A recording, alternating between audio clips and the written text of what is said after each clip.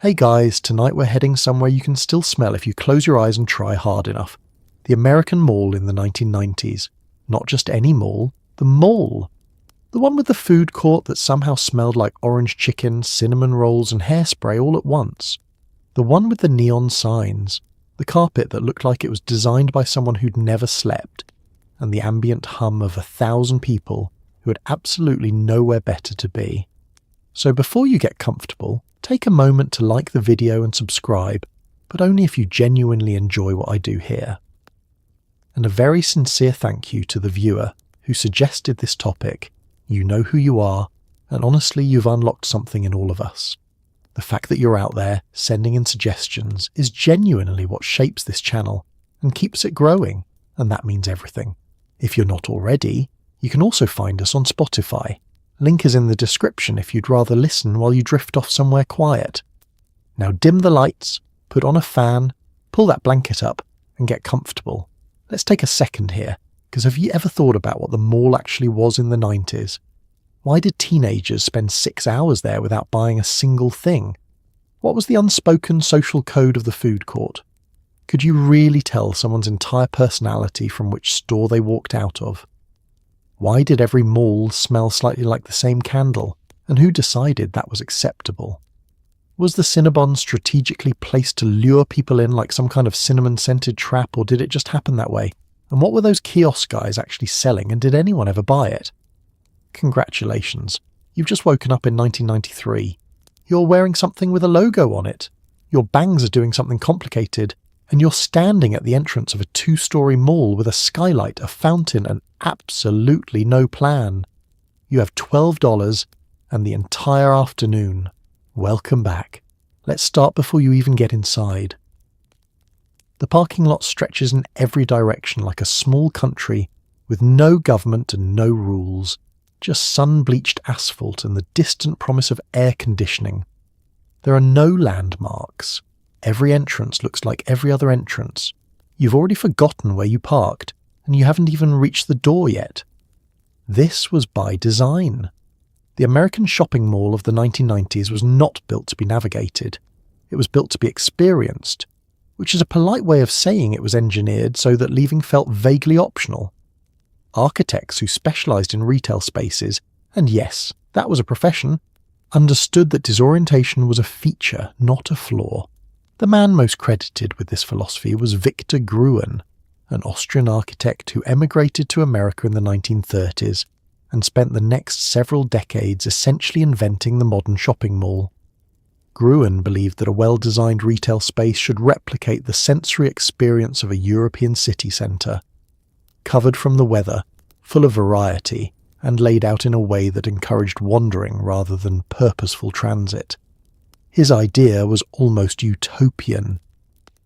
The mall, in his original vision, was a community gathering place, a pedestrian paradise that would give American suburbs the kind of spontaneous social life that their sprawling, car-dependent layout had stripped away.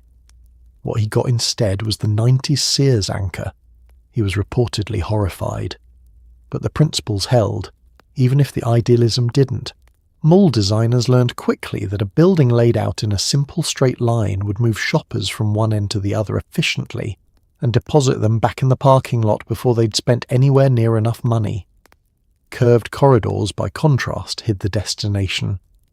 A slight bend in the hallway meant you couldn't see the exit from where you were standing, which meant you kept walking, which meant you kept passing storefronts, which meant the odds of a spontaneous purchase increased considerably.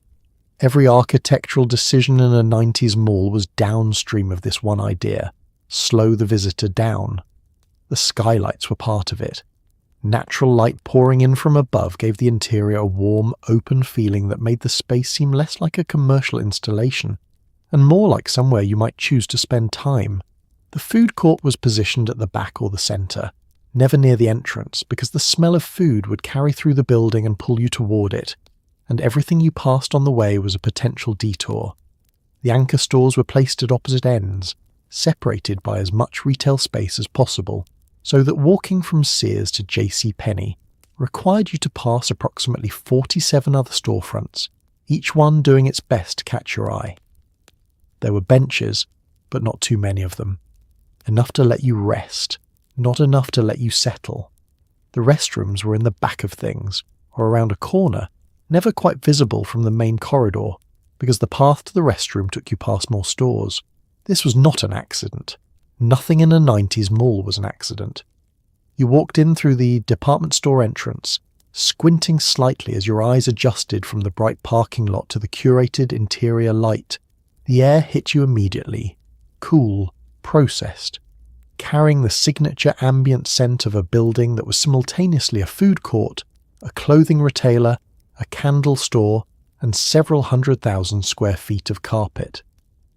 Your body relaxed in the temperature, even if your mind hadn't quite committed to being there yet.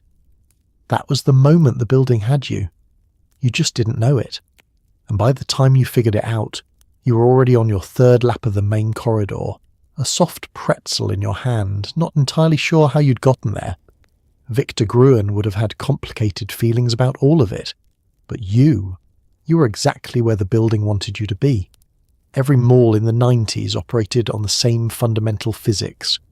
You had your anchor stores on either end, usually a Sears, a J.C. Penney, a Macy's or a Dillard's, and then everything else existed in the space between them like the filling in a very commercial sandwich. Nobody ever went to the mall to go to Sears. And yet, Sears was always there, massive and slightly beige, anchoring one end of the building like a reliable but unexciting relative at a family reunion. You would walk through it to get somewhere else, glancing at the tool section or the appliance floor, vaguely aware that a man in a brown vest was watching you with a look that said he'd seen everything and was no longer impressed. The anchor store was a different kind of retail experience than everything in the corridor between them.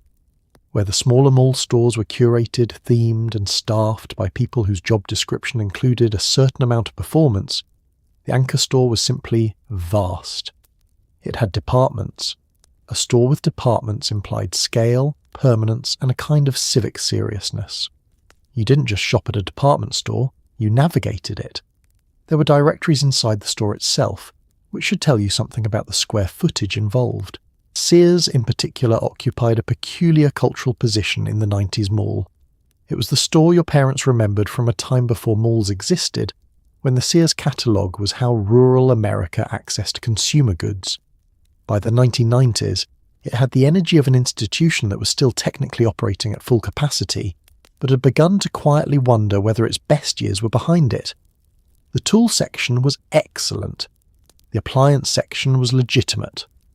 The clothing section had the specific aesthetic of a person who had heard about fashion, but hadn't confirmed any of the details.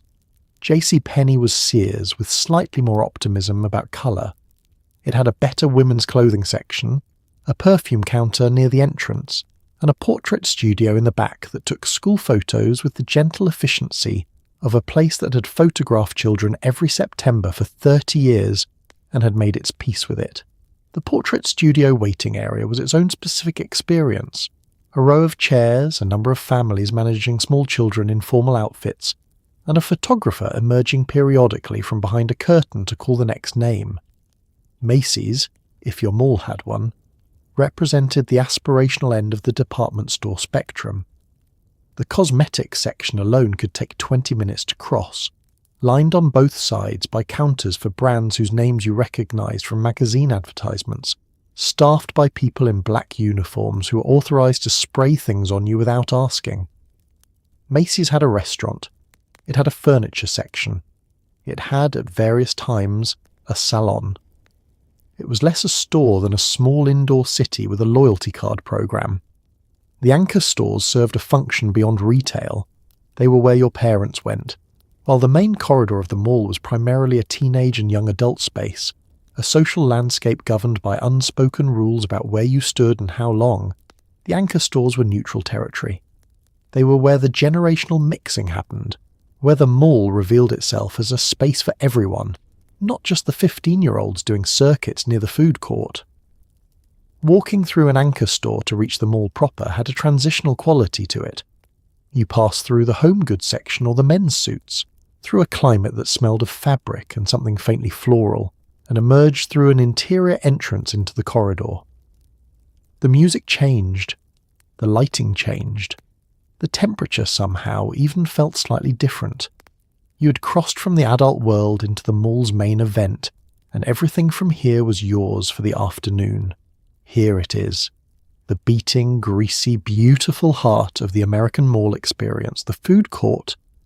You could smell it from outside, through the parking lot, sometimes from your car, and if the wind was right, possibly from your house. It was the scent of ambition meeting a deep fryer.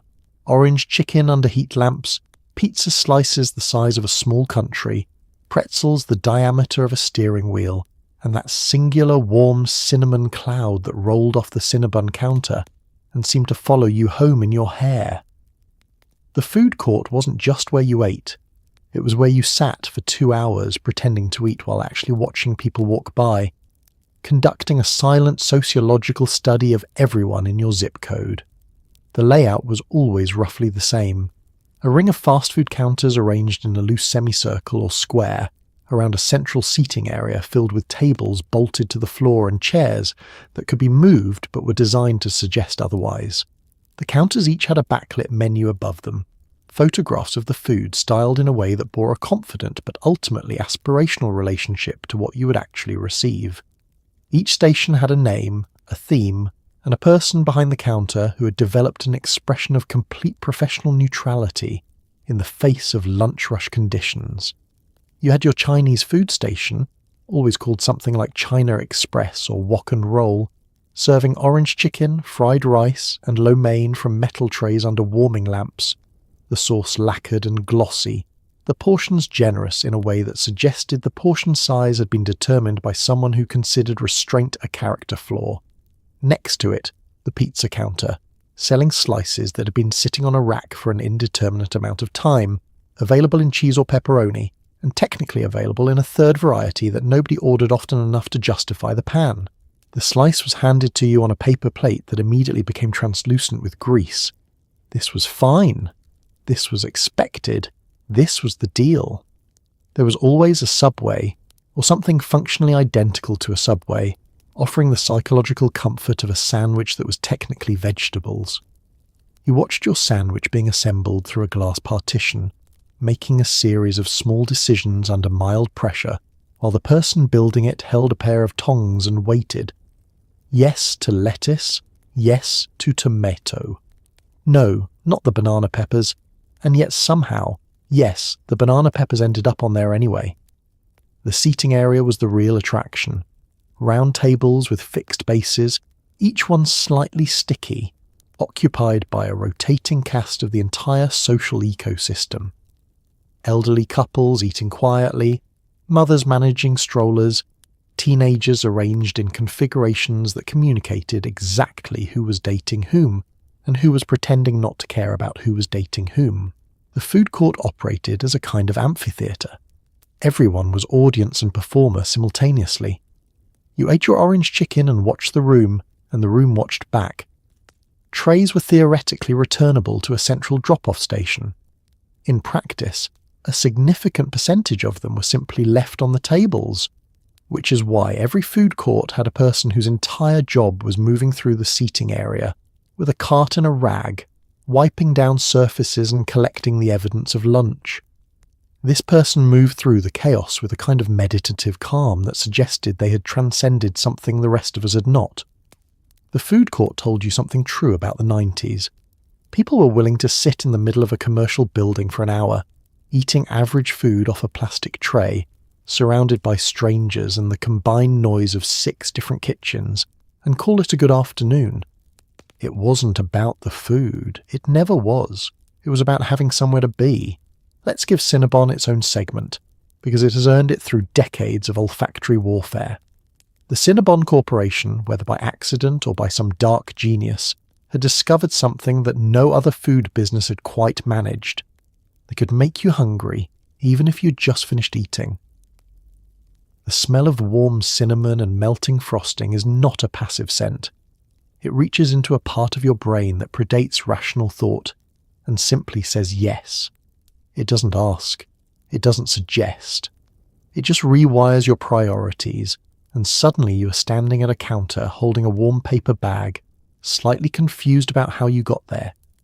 The first Cinnabon opened in 1985 in Seattle, and within a decade the chain had expanded to malls across America with a ruthless efficiency that suggested the product was selling itself, which it essentially was. The business model was straightforward. Bake the rolls continuously throughout the day, keep the ovens going, and let the smell do the work. Cinnabon was not marketing to your eyes. It was marketing to your nose specifically, and to the primitive portion of your brain that responds to the smell of warm sugar and fat, the same way it responds to the smell of a fireplace or fresh bread, with an immediate involuntary sense of comfort. The placement within the mall was not accidental. Cinnabon locations were strategically positioned to maximize scent dispersal. Near a main entrance was ideal. Near the food court was acceptable. Anywhere in a high-traffic corridor worked, because the goal was to reach people before they'd made a decision about what they wanted, not after. By the time you consciously registered that you smelled cinnamon, your body had already begun preparing for the transaction. Your pace had slowed. Your head had turned slightly. You were already calculating whether you were hungry enough to justify it, which meant the answer was going to be yes. The product itself was excessive in a way that felt almost principled. A classic Cinnabon roll was not a modest pastry. It was a significant commitment, a spiral of enriched dough wound tight, baked until the edges crisped and the centre stayed soft, then frosted with a cream cheese glaze while still warm, so the frosting melted into the layers instead of sitting on top. It was approximately the size of a human fist and contained, by the chain's own nutritional accounting, roughly 800 calories. This information was available. Nobody was hiding it. And yet the line at Cinnabon on a Saturday afternoon was always there. There is a story, possibly apocryphal but widely repeated, that Cinnabon corporate policy requires their ovens to be positioned near the front of the store and the ventilation to be directed outward rather than up, specifically to ensure the smell escapes into the mall corridor as efficiently as possible. Whether or not the policy exists in those exact terms, the effect is real. Former mall workers have described arriving for early shifts and being able to identify which stores were already open based entirely on smell, with Cinnabon detectable from the parking structure. The Cinnabon experience had a particular texture in the 90s, specifically because the 90s had not yet developed its complicated relationship with food and guilt.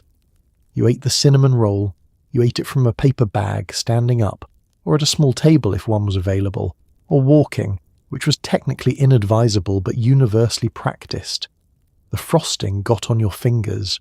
You ate around the outside first, some people, saving the centre, the densest, softest, most frosted interior, for last, like a reward for the reward. It was not a healthy choice. It was an excellent choice. And every single person in that mall who caught the scent in the corridor and kept walking straight past it did so knowing they would probably regret their discipline before they reached the parking lot. Every mall had one. The large backlit diagram bolted to a post somewhere near the main entrance, showing you a colour-coded overview of every store, every corridor, every restroom, and every fire exit. At the centre of this map was a small star or arrow or a sticker that had been peeled halfway off, and next to it, the words, "You are here." The problem was that the map had been installed sometime in 1988, and since then, 3 stores had closed, 2 had changed names, and the directory itself had been relocated twice. You stood in front of it anyway, tilting your head, rotating the mental image, and then walking in completely the wrong direction with enormous confidence. The mall directory was an optimistic document. It represented the mall as its designers had intended it to exist. Fully occupied, clearly organised, navigable by a reasonable adult with basic spatial reasoning. The actual mall, as experienced on a Saturday, was a more complicated proposition. Stores moved, stores closed and were replaced by other stores, which then also closed and were replaced by a temporary seasonal pop-up selling decorative items that seemed to have no relationship to any recognised gift-giving occasion. The directory was updated infrequently, on a schedule that appeared to be determined by whoever remembered to do it rather than by any operational necessity. The colour coding was theoretically helpful. Blue for the lower level, yellow for the upper level, green dots for restrooms, red markers for exits, a separate colour for the food court, which was usually obvious from the smell anyway. In practice, the colours on the map had faded to a uniform pale shade that made the entire diagram look like a document that had been left near a window for several years, which it possibly had. You leaned in close, squinting slightly, trying to determine whether the store you were looking for was represented by the small rectangle, labelled with a font size designed for someone with significantly better vision than you currently possessed. There was also the question of scale. Mole directories were not drawn to scale. The corridors on the map were roughly equal in width regardless of their actual dimensions, which meant the map gave no meaningful indication of how long it would take to walk from one end to the other. You might look at the directory and conclude that the store you were looking for was a short walk away, only to discover that the short walk involved crossing the entire building, going up an escalator, doubling back through the food court, and passing through a section of the mall you'd never previously known existed, despite having been coming here for years. The "You Are Here" marker was the most important and least reliable element. When accurate, it was genuinely useful, a moment of orientation in a building designed to gently discourage it. When inaccurate, and it was sometimes inaccurate, either because the sign had been moved or because the map had been printed with an error that nobody had caught or cared to correct, it produced a specific kind of confident wrongness. You knew where you were incorrect. You would not discover this for approximately 7 minutes, by which point you were in a completely different wing of the mall, in front of a store you had not been looking for, reconsidering everything. The teenagers in a 90s mall, it should be noted, rarely consulted the directory. They didn't need to. They had memorized the layout through repeated visitation, the way other generations memorize bus routes or walking paths. Not consciously, not deliberately, but through sheer accumulated exposure until it became instinct. You didn't look at the map to find Hot Topic. You just knew where Hot Topic was, the same way you knew the route to your kitchen at 3 a.m. The directory was for visitors, for first-timers, for parents who had arrived to pick someone up and needed to locate the food court. Standing in front of the mall directory with genuine uncertainty was a kind of admission. You were new here, or you hadn't been in a while, or the building had changed enough since your last visit that your internal map no longer matched reality. Any of these things could be true. All of them, in the late 90s, were increasingly common. In every mall there was a store that seemed to operate by different rules than the rest of the building. The lights were lower, the music was louder, the air smelled faintly of black candles and novelty merchandise. You could hear it before you saw it, a low wall of sound drifting out into the corridor like an invitation or a warning, depending on who you were. Hot Topic in the 1990s was not just a store, it was a destination, it was a statement. Walking in meant something, even if you weren't entirely sure what, and walking out with a bag meant something slightly more. Hot Topic opened its first location in 1989 in California, initially focused on rock and metal merchandise, and expanded through the 90s into a full retail presence in malls across the country, which was an interesting place for a store built around countercultural identity to end up. The irony of purchasing rebellion inside a mall anchored by a Sears was not lost on everyone, but for a generation of teenagers who had limited transportation options and lived in suburbs that were not particularly rich in alternative retail experiences, the mall was where you went. And within the mall, Hot Topic was the store that told you something about yourself. The interior design was deliberate. Dark walls, low lighting, music at a volume that would not have been permitted in most of the corridor, band posters lining every available surface, clothing racks dense with band tees and fishnet and things in black that were difficult to categorize at first glance. The smell was a specific combination of incense, new fabric, and something slightly metallic that the store had apparently decided was atmospheric. It worked. You walked in, and the mall disappeared. You were somewhere else, somewhere with its own logic and its own aesthetic rules, and for the duration of your visit, those were the rules that applied. The merchandise covered a wide range. Band shirts were the core product. shirts bearing the logos and imagery of bands that range from the mainstream to the genuinely obscure, from acts your parents had heard of to acts that existed primarily as a topic of conversation among the people who already knew about them. There were patches, pins, and buttons. There were studded belts before studded belts were a mainstream accessory. There were items that served no obvious function beyond existing as an artifact of a particular cultural moment. A certain kind of novelty clock, a particular style of wallet chain, a category of poster that you couldn't have explained to anyone over 30 without a lengthy preamble. The staff were part of the experience. Hot Topic employees in the 90s were not performing the same retail script as the people at Gap or at the department store cosmetics counter. They had tattoos, or they were planning on having tattoos. They had piercings in locations that the anchor store associates did not. They were engaged with the merchandise in a way that suggested personal investment rather than professional obligation. When they recommended something, it was not because of a promotional initiative. It was because they had an opinion. This was unusual in a mall context. It was also genuinely useful for a teenager who was in the process of figuring out who they were, which is to say, for most teenagers, Hot Topic offered something the rest of the mall did not. A specific answer to the question of identity, available for purchase and ready to wear. You could try on a version of yourself quite literally before committing to it. You could buy the shirt and wear it to school on Monday and see what happened. You could decide the hat was too much and leave it on the rack. The store gave you vocabulary before you had the confidence to speak. The bag was dark with a recognizable logo. Carrying it through the mall on the way out was its own small broadcast. Not everyone was the intended audience. That was exactly the point. If Hot Topic was the darkness at the end of the hallway, Spencer Gifts was the place that greeted you with a blacklight poster of a tiger and escalated rapidly from there. Spencer's occupied a unique and frankly baffling retail niche.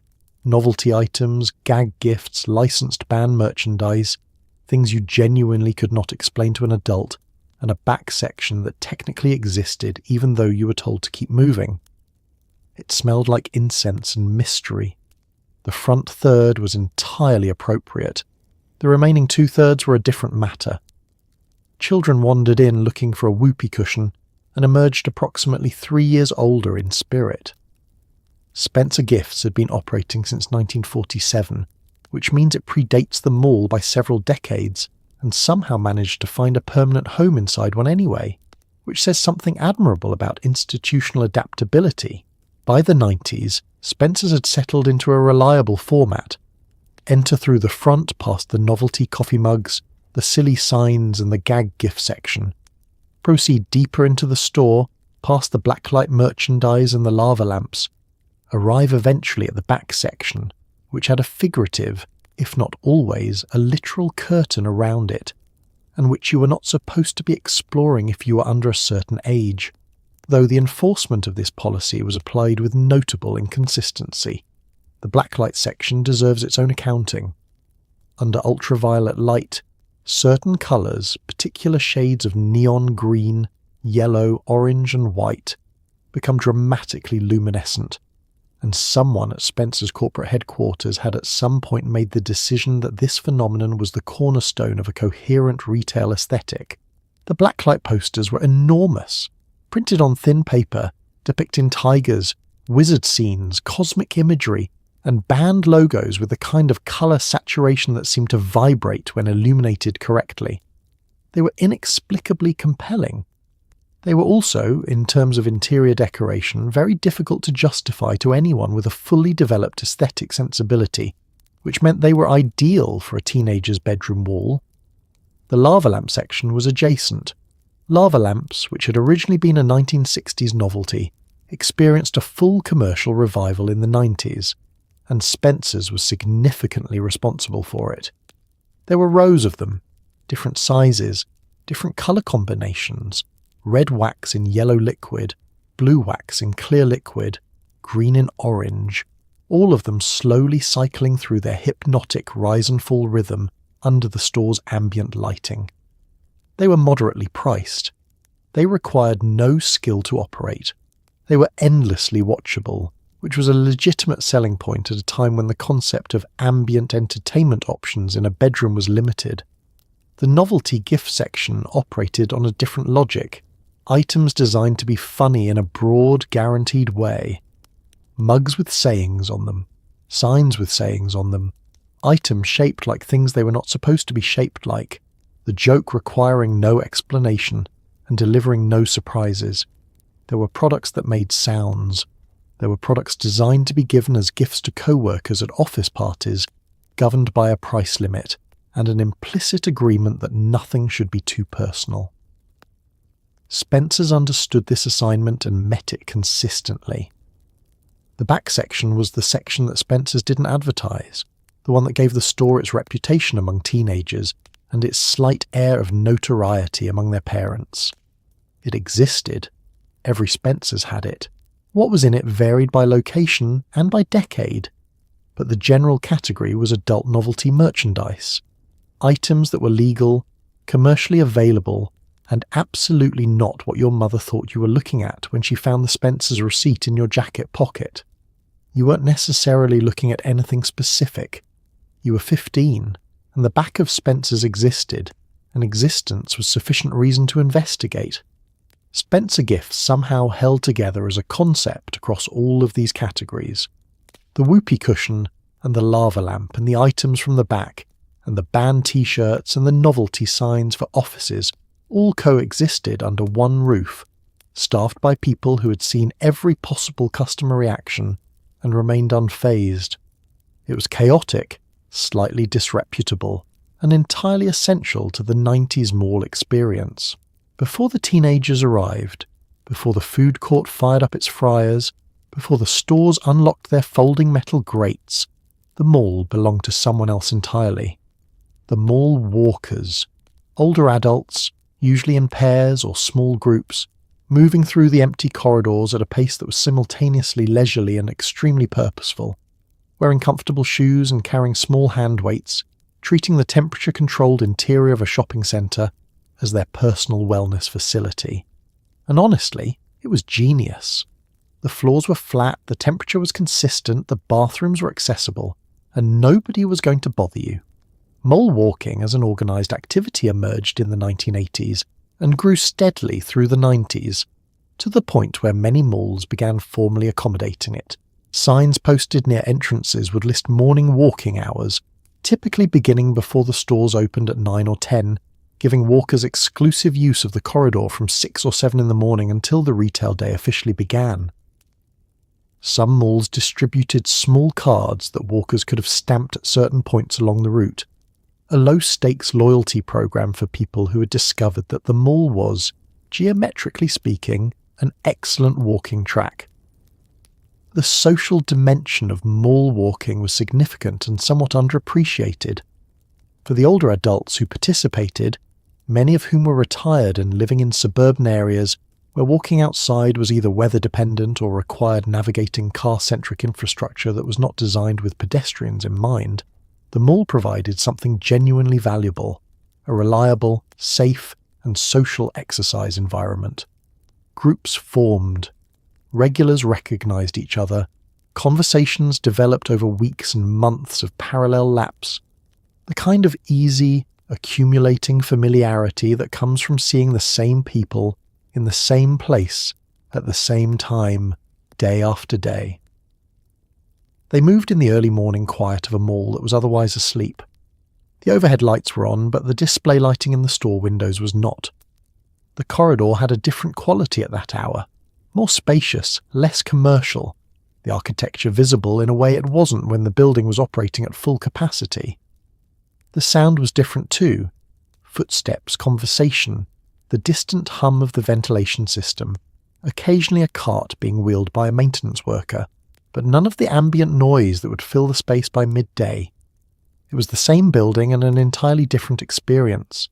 The hand weights were a distinctive feature.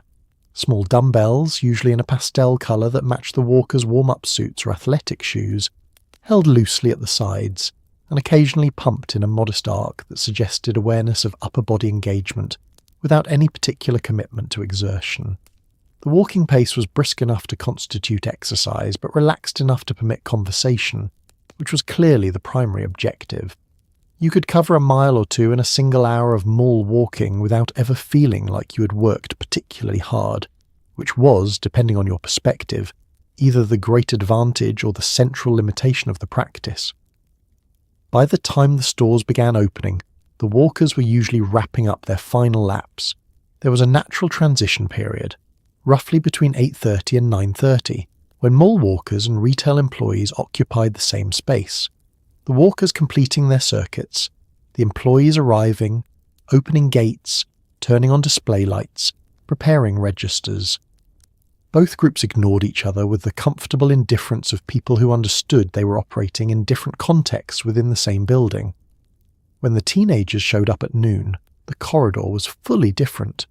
The stores were open, the music was playing, the smell of the food court had established itself, and the evidence of the morning shift was gone entirely. The mall walkers had been there and left hours ago, having used the same building as a completely different kind of public space. Quiet and purposeful in the hours before, it became the loud, social, commercially aggressive environment that everyone else associated with the place. Two entirely different malls, existing in the same location at different times of day. Neither group aware of how differently the other experienced the building. The arcade, if your mall was lucky enough to have one, was the loudest room in the building. You could hear it from the corridor. The rolling digital thunder of fighting games, the mechanical chirp of skee-ball machines, the occasional explosive percussion of a light gun shooter, all layered on top of each other into a noise that was somehow more invitation than chaos. Inside, it was dim. The carpet, if there was carpet, had absorbed a decade's worth of spilled Slurpees and simply stopped pretending otherwise. The air was cool from the electronics and faintly electric, the way a room full of screens and children running on sugar smells. The 90s mall arcade occupied the peak years of the arcade as a cultural institution, right before home consoles became powerful enough to replicate the experience at a quality that made the cabinet machine's advantages, the screen size, the dedicated controls, the novelty, insufficient to justify the per-play cost. In the early part of the decade, the arcade was still the place where you could play things you genuinely could not play at home. The fighting games, Street Fighter II, Mortal Kombat, Tekken, ran on hardware that no home system could match. The light gun games required hardware that didn't exist in a living room context. Driving games came in cabinet form with steering wheels and seats that vibrated, which was a level of immersion your television setup simply could not offer. The economy of the arcade was quarters. You came in with a pocket of them, which you'd either obtained from a parent, consolidated from several weeks of loose change, or acquired by breaking $1 at the change machine near the entrance, a device that consumed bills and dispensed quarters with the mechanical gravity of a small institution. Each credit cost 1 quarter, sometimes 2 for the more recent or more popular games. Your quarter bought you 1 attempt, 1 life, 1 race, 1 round. When it was gone, it was gone. You could feed another in and continue, but this was a decision that required moral accounting, the kind of cost-benefit calculation that 5 minutes ago had seemed simple, and now, standing in front of the continue screen as the countdown descended, felt genuinely consequential. Mortal Kombat deserves a specific mention. The game arrived in arcades in 1992 and produced a level of public controversy that seems almost quaint in retrospect, but was at the time genuine. The finishing moves, elaborate, violent animations triggered by a specific button sequence after defeating an opponent, were the subject of congressional hearings, parental concern, and a significant amount of coverage in newspapers written by people who had clearly not played the game themselves.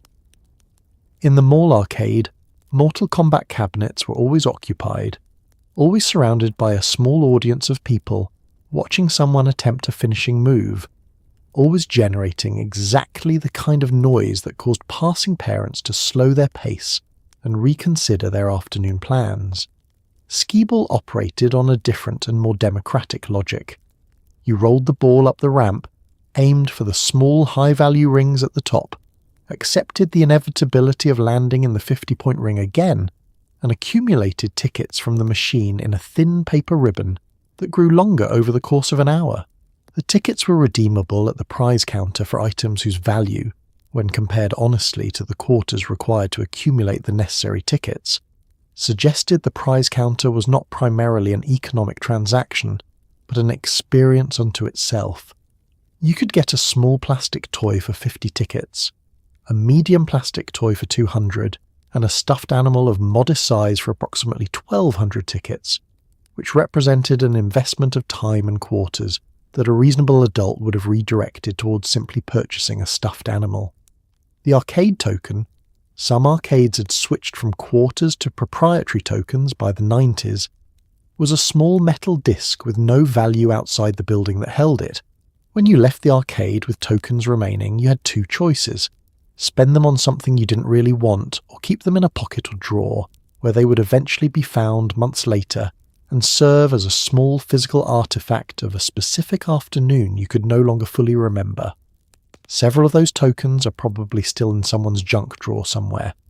Tiny, useless, and oddly meaningful. Music in the 90s required effort, and nowhere was that more apparent than in the mall music store. Whether it was Sam Goody, Coconut's Camelot music, or one of a dozen regional variations, the experience was largely identical. Hundreds of plastic-wrapped CD cases arranged in bins and racks, each one with a small sticker price that was just slightly more than you had, and a listening station near the back where you could put on headphones and preview albums. You weren't supposed to stand at the listening station for 45 minutes. The agreement was implied. You did it anyway, cycling through things you'd already heard, things you hadn't, and at least one album you picked up by accident and then couldn't stop listening to. The physical act of buying music in the 90s involved a level of commitment that has since been almost entirely eliminated. You decided in advance that you wanted a specific album. You went to the store. You located it in the bins, alphabetical by artist name, genre sections not always consistently defined, new releases on a separate wall or rack up front. You confirmed the price, which for a new release in the 90s typically ran between $14 and $18, which was a significant outlay for someone operating on a budget composed primarily of allowance and birthday money. You carried it to the register, you paid, you took it home, you listened to it, the whole thing, beginning to end, because that was the record and you had purchased the record and that was what you did. The CD case itself was an object with a particular aesthetic. The jewel case, the standard clear plastic case with the snap-top lid and the clear tray inside that held the disc, had a specific tactile quality. The spine was narrow, readable on a shelf. The booklet inside, folded and tucked behind the front cover insert, contained liner notes, lyrics sometimes, photographs, acknowledgements, and occasionally artwork that rewarded extended examination. People read CD booklets the way people in earlier decades read album sleeve notes, slowly, attentively, as a companion to the music rather than a separate activity. The physical object was part of the experience. Sam Goody was the national brand that appeared most consistently in 90s malls, and it operated with the energy of a store that understood it was selling something people actively wanted, which gave the staff a certain latitude. They were not performing service in the way that, say, the department store cosmetics counter performed service. They were opinionated, they had preferences, they could tell you what was good, what was overhyped, what was worth your $14, and what was going to disappoint you by the third track. And if you asked, they would tell you. And if you didn't ask, some of them would tell you anyway. The listening station was the most socially complex space in the store. A small kiosk or counter with a row of CD players, usually 4 to 6 of them, connected to individual headphone outputs, and a rotating selection of albums that the store or the label had decided were worth promoting. You put on the headphones, large, slightly stiff headphones that had been used by hundreds of other people and had not been cleaned in a way you wanted to think about too carefully, and you pressed play, and for the duration of that preview you were in a private space inside a public room, hearing something that nobody standing 6 inches away could hear, The contrast was enormous. The mall continued around you, loud and ambient, and through the headphones there was only the music. New Release Tuesday was the specific event that organised the week. New albums dropped on Tuesdays, a convention that held throughout the 90s, and on Tuesday mornings the mall music store would have the new arrivals out on the display rack near the front, sticker still fresh, cellophane wrapping still on. If you had been anticipating a release, you went on Tuesday. Sometimes you went before school and stopped on the way. Sometimes you went immediately after. The album existed finally as an object you could hold, and holding it before listening to it had a weight to it, not metaphorically, literally. The case in your hand, in the bag, on the passenger seat on the way home. The small ceremony of removing the cellophane, opening the case, reading the track listing before you'd heard a single note. You knew every track in a week. You knew the album. That was yours now. By a certain point in the afternoon, especially if you were a teenager, the mall had started to loop. You'd been to most of the stores. You'd eaten something from the food court. You'd done 2 circuits of the main corridor for reasons that were primarily social rather than commercial. And then you remembered. There was a movie theatre, usually at one end of the mall, sometimes technically adjacent to it but connected by a corridor. And whatever was playing that afternoon was a perfectly reasonable way to extend the day by another 2 hours without having to explain yourself to anyone. The mall movie theatre was a specific institution, distinct from the standalone multiplex and distinct from the grand single-screen downtown theatres that the multiplex had largely replaced. It existed in a kind of architectural middle ground. More screens than an art house, less grandeur than a proper cinema, prices that were slightly elevated by the captive audience logic of a building you were already inside. The lobby smelled of popcorn in a way that was less about actual popcorn being made, and more about the accumulated memory of popcorn having been made in this room every day for several years. The smell having penetrated the walls and the carpet and the upholstered seat backs and achieved a kind of permanence. The concession stand was the financial centrepiece of the operation. Movie theatres in the 90s were operating on a business model that was transparent to anyone who thought about it briefly. The ticket price covered the cost of the film and the building, and the concession stand covered everything else. A large popcorn cost more than the ticket in some cases.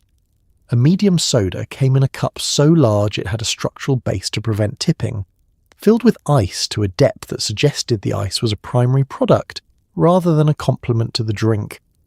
The candy was sold in sizes that corresponded to no naturally occurring unit of candy consumption.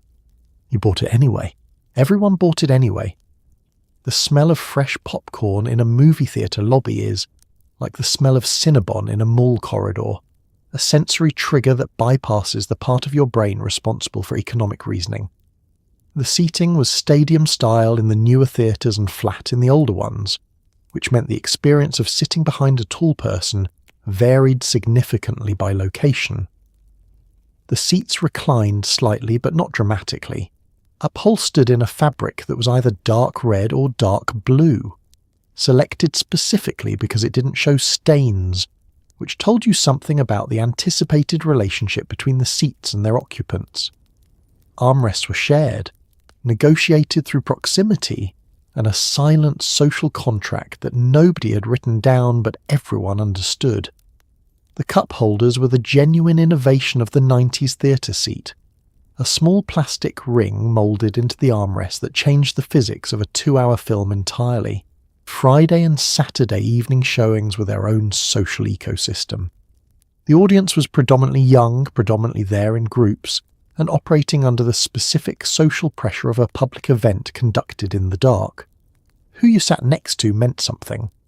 The 15 minutes before the film started, when the lights were still up and the pre-show slides were cycling through trivia questions that nobody was seriously attempting, was a period of visible social positioning.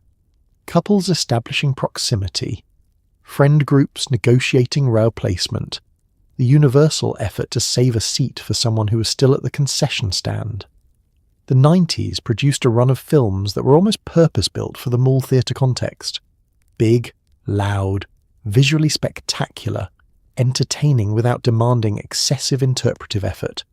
Blockbusters, event movies, Films that were designed to be seen in a room full of strangers who would collectively gasp or laugh or go silent at the same moment, creating a shared experience that watching the same film at home, alone or in small groups, simply couldn't replicate. The mall theatre wasn't just a place to see a movie, it was a place to have the experience of seeing a movie, which was a different and more social thing entirely. You walked out into the corridor, blinking slightly, readjusting to the mall light, the film still running in your head. The rest of the building was still there, still open for another hour or two. You had options, but usually, after the movie, the afternoon felt complete. You found your parents or your ride, navigated back through the parking lot you'd completely forgotten how to read, and went home carrying the ticket stub in your pocket, which you would find later in the wash and briefly consider keeping before deciding not to, and then not throwing it away for another 3 weeks anyway. There was no avoiding it. If your mall had a department store anchor, and all malls had at least one, and you entered through that store from the parking lot, you were going through the perfume section. This was not a coincidence. Retail planners had deliberately positioned the fragrance counters near the entrances, partially to catch foot traffic, and partially, one suspects, because someone in a corporate office had a very particular sense of humour. You walked in from the bright parking lot, adjusted to the air-conditioned cool, and immediately entered a cloud of competing fragrances so dense it had its own weather system. The perfume section of a 90s department store was organised around glass cases and polished counters, each one representing a different brand, each brand occupying its dedicated territory with the territorial conviction of a small nation. The counters were staffed by associates in black uniforms or white lab coats, depending on the brand's preferred visual register, and they were trained to make eye contact at the moment you entered their zone of influence, and to maintain that eye contact until one of two things happened. You stopped, or you walked fast enough that pursuit became socially impractical. The spray bottle was the primary tool, without asking, and the asking was not a feature of the interaction, or at least not a feature that preceded the spray. An associate might extend a wrist-level mist of whatever they were currently promoting in your direction as you passed. The perfume reached you before you had processed what was happening. You'd been scented. The transaction was complete on their end, regardless of whether you stopped. Some people found this aggressive. The associates found it efficient. The department store found it effective. The carpet near the perfume counters had absorbed enough fragrance over the years to function as a passive diffuser on its own, regardless of whether anyone was actively spraying. The paper tester strips were the more civilized alternative. Small rectangles of absorbent card, offered in a fan near the display bottles, designed so you could apply a fragrance and carry it with you while you shopped, theoretically evaluating it over time before committing. In practice, most people sprayed the strip, smelled it once while still standing at the counter, decided something, and then continued holding the strip as they walked away until they forgot they were holding it and set it down somewhere in housewares. The strip system assumed a level of deliberation that the actual shopping experience rarely permitted. The 90s were a particularly aggressive decade for fragrance marketing. Calvin Klein's CK1 arrived in 1994 and was everywhere. Its clean unisex profile a deliberate departure from the heavier, more theatrical scents that had dominated the previous decade. Escape, eternity, obsession, each one backed by a campaign that suggested wearing the fragrance was less a cosmetic choice and more an existential commitment. The advertisements showed people running through fields or staring meaningfully off camera, communicating that the scent was connected to a version of your life that was more cinematic than your current one. For teenagers, the perfume counter was both aspirational and faintly absurd. The prices were outside the casual purchase range. A bottle of anything serious cost more than a CD and considerably more than a food court lunch, which meant the perfume section was primarily a place to sample rather than acquire. You sprayed things on your wrists. You compared. You walked around for 20 minutes smelling your own arm with a focused expression that the cosmetics associates recognized immediately as non-converting behavior, but tolerated anyway, because there was always the possibility that this particular teenager had a gift occasion coming up, and a parent with a credit card. By the time you crossed through the perfume section and emerged into the mall corridor proper, you were wearing at least 3 different fragrances, none of which you had chosen, all of which were in the process of combining into something that was not exactly any of them individually. You smelled, in a word, like a department store, which was its own specific smell, recognizable anywhere, nostalgic now in a way that nobody predicted it would be. The Sharper Image was not a store where anyone went to buy something they had previously decided to buy. You did not walk in with a list. You walked in because the window display contained something that appeared to levitate, or emit fog, or generate some phenomenon you hadn't seen before, and your curiosity simply overtook your feet. Inside, the lighting was clean and modern. The products were on pedestals. Everything looked expensive in a way that implied the future had been previewed and made available exclusively through this retail location. There were massage chairs you could sit in for free, which was genuinely the best thing the 90s had to offer on a Saturday afternoon. The Sharper Image had been founded in 1977 as a mail-order catalogue business, which is the origin story of a company that understood its customers, people who would spend time browsing a catalogue of unnecessary but fascinating objects, and occasionally order something impulsively by phone. The mall store was the physical extension of that catalogue experience, a showroom for products that occupied the category between legitimate utility and elaborate novelty, where the line between a useful gadget and an expensive toy was genuinely unclear, and the store did nothing to help you resolve the ambiguity. The Ionic Breeze Air Purifier was perhaps the defining Sharper Image product of the 90s. A sleek column that claimed to clean the air in a room through ionic technology, making no sound whatsoever, requiring no filters, and generating a faint ozone smell that the company described as the scent of clean air, and which critics described as the smell of a mild electrical fault. It was expensive, it was silent, it looked modern on a shelf, and the question of whether it actually cleaned the air in any meaningful way was the subject of considerable debate that the company preferred to conduct on its own terms. It sold extremely well. The massage chairs were the store's most effective marketing tool, and they cost nothing to use. Large, upholstered, vaguely futuristic recliners positioned near the entrance or along one wall, equipped with internal rollers and air bladders that moved through a programmed sequence of pressure and motion. You sat down, pressed a button, and for 3 to 5 minutes received a mechanical approximation of a back massage that was, by any honest accounting, quite good.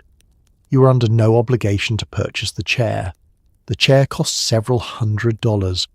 Most people sat in it, felt significantly better about their afternoon, and then walked out having bought nothing, which the store apparently calculated was acceptable, because the people who did buy the chairs had almost universally sat in one first. The product range covered a specific demographic imagination of the future, things that used technology to solve problems that hadn't previously been identified as problems. A clock that set itself automatically by radio signal from an atomic time standard, accurate to within a fraction of a second in an era when most people couldn't tell you what time it was within 10 minutes anyway.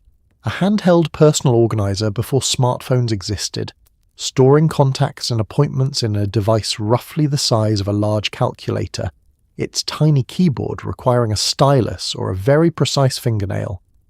Noise-cancelling headphones that were primarily marketed for airplane travel, offering a product whose benefits were obvious, but whose price point required a specific commitment to the concept of silence. The gift category was where the Sharper Image really found its footing. It was, by the 90s, the store you went to when you needed a gift for a man who had everything, and about whom you knew relatively little, beyond the fact that he owned things and was interested in technology. The Sharper Image gift was communicating something, that you had taken the situation seriously, that you had not defaulted to a tie, that you believed the recipient was the kind of person who would appreciate a laser-guided tape measure, or a digital weather station, or a remote-controlled something. Whether he actually used it was beside the point. The intention was legible, and the packaging was excellent. Walking out of the sharper image without buying anything was easy and entirely normal. The store seemed to understand this. It did not pursue you. It did not have associates stationed at the exit. It trusted that you had spent time with the products, that several of them had lodged in your memory, and that at some future point, a birthday, a holiday, a moment of inexplicable retail impulse, you would return. And you usually did. Nobody went to the sharper image once. Before streaming, before the algorithm, before the concept of a watch list that you would never actually complete, there was Suncoast Video. It occupied a specific and sacred space in the mall ecosystem. A store devoted entirely to movies, TV shows, and related merchandise, catering to the kind of person who would drive to a shopping mall specifically to look at a display of Star Wars collectibles on a Tuesday. The VHS tapes were alphabetized. The laser discs in their enormous plastic cases were stacked in a way that implied serious intent. The anime section was in the back, always, and the people who spent time there were deeply committed to whatever they were looking for. Suncoast Motion Pictures, to use the full name that almost nobody used, was a subsidiary of a larger entertainment retail group and operated primarily inside malls, which made it something of an anomaly, a specialty store in an environment that tended toward breadth rather than depth. Most mall stores sold a wide range of things to a wide range of people. Suncoast sold one specific category of thing, recorded entertainment and its associated merchandise, to the kind of person who cared about that category, with an intensity that the general mall population did not fully share. The VHS section was the commercial foundation. New release tapes were priced between $20 and $30, which was considered the standard retail price for a film you wanted to own, as opposed to rent, an important distinction in an era when the video rental store was the primary mechanism for watching films at home.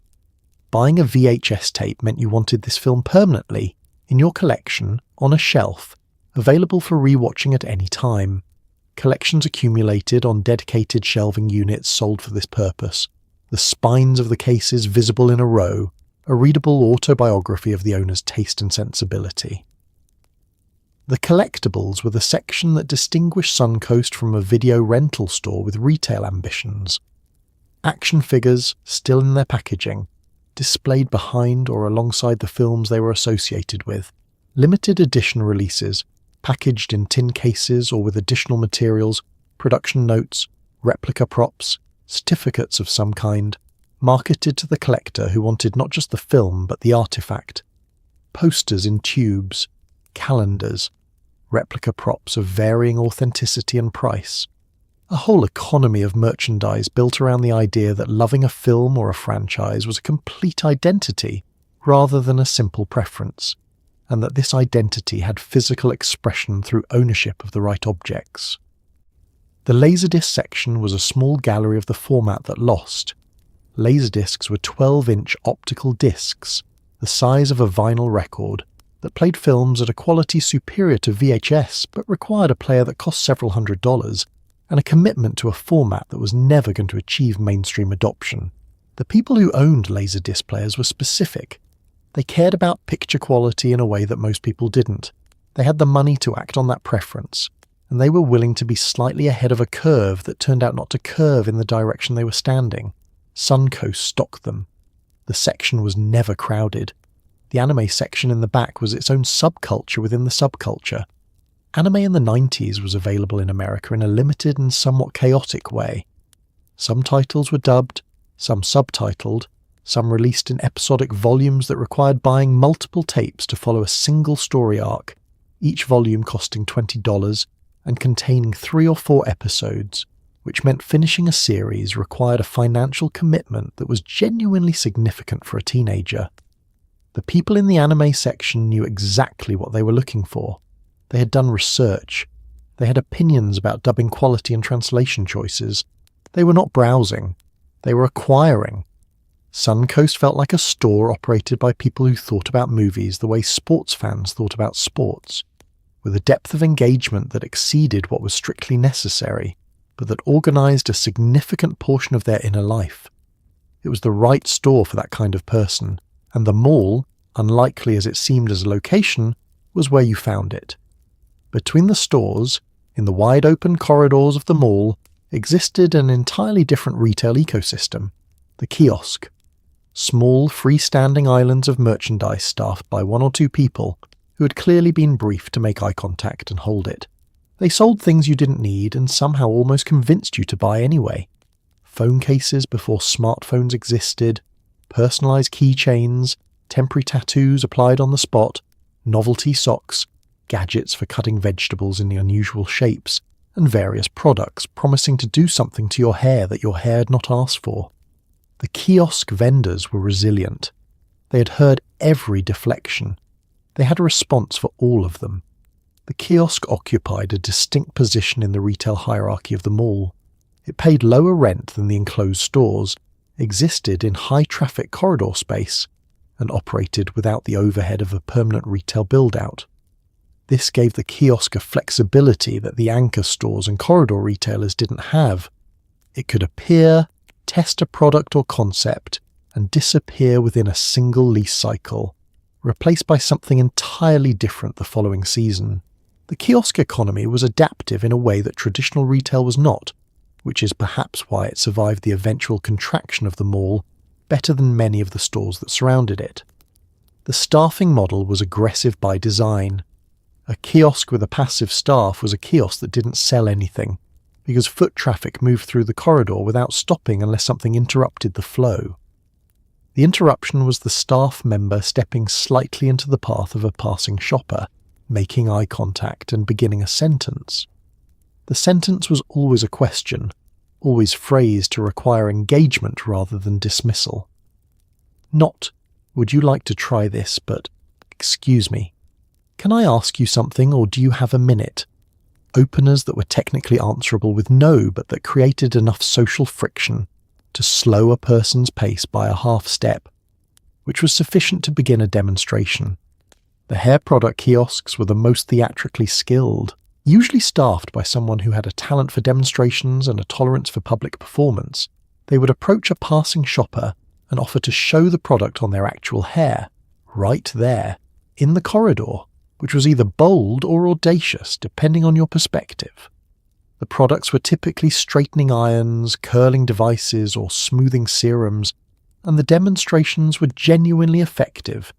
The before and after was visible and real, which made the price point, usually significantly higher than a drugstore equivalent, feel briefly reasonable. Many people bought hair products from mall kiosks that they continued to use for years, and could never remember the brand name of because there was no brand name to remember, just a kiosk that was gone the next time they went to the mall. The personalization kiosks offered something different, the specific appeal of an object with your name on it, a keychain engraved while you waited, a license plate replica with custom text, a small embroidered patch, a mug with a photograph printed on it, though the photograph technology in the early 90s was producing results that could charitably be described as impressionistic.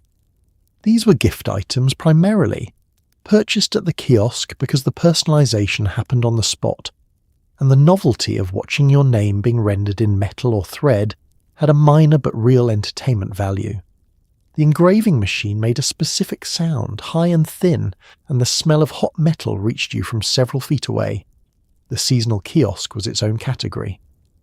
Around Halloween, a corridor that had previously held a sunglasses stand or a phone case display would transform overnight into a dedicated costume accessory operation, dense with wigs, masks, and items of ambiguous thematic coherence. Christmas brought a different inventory. Back to school brought another.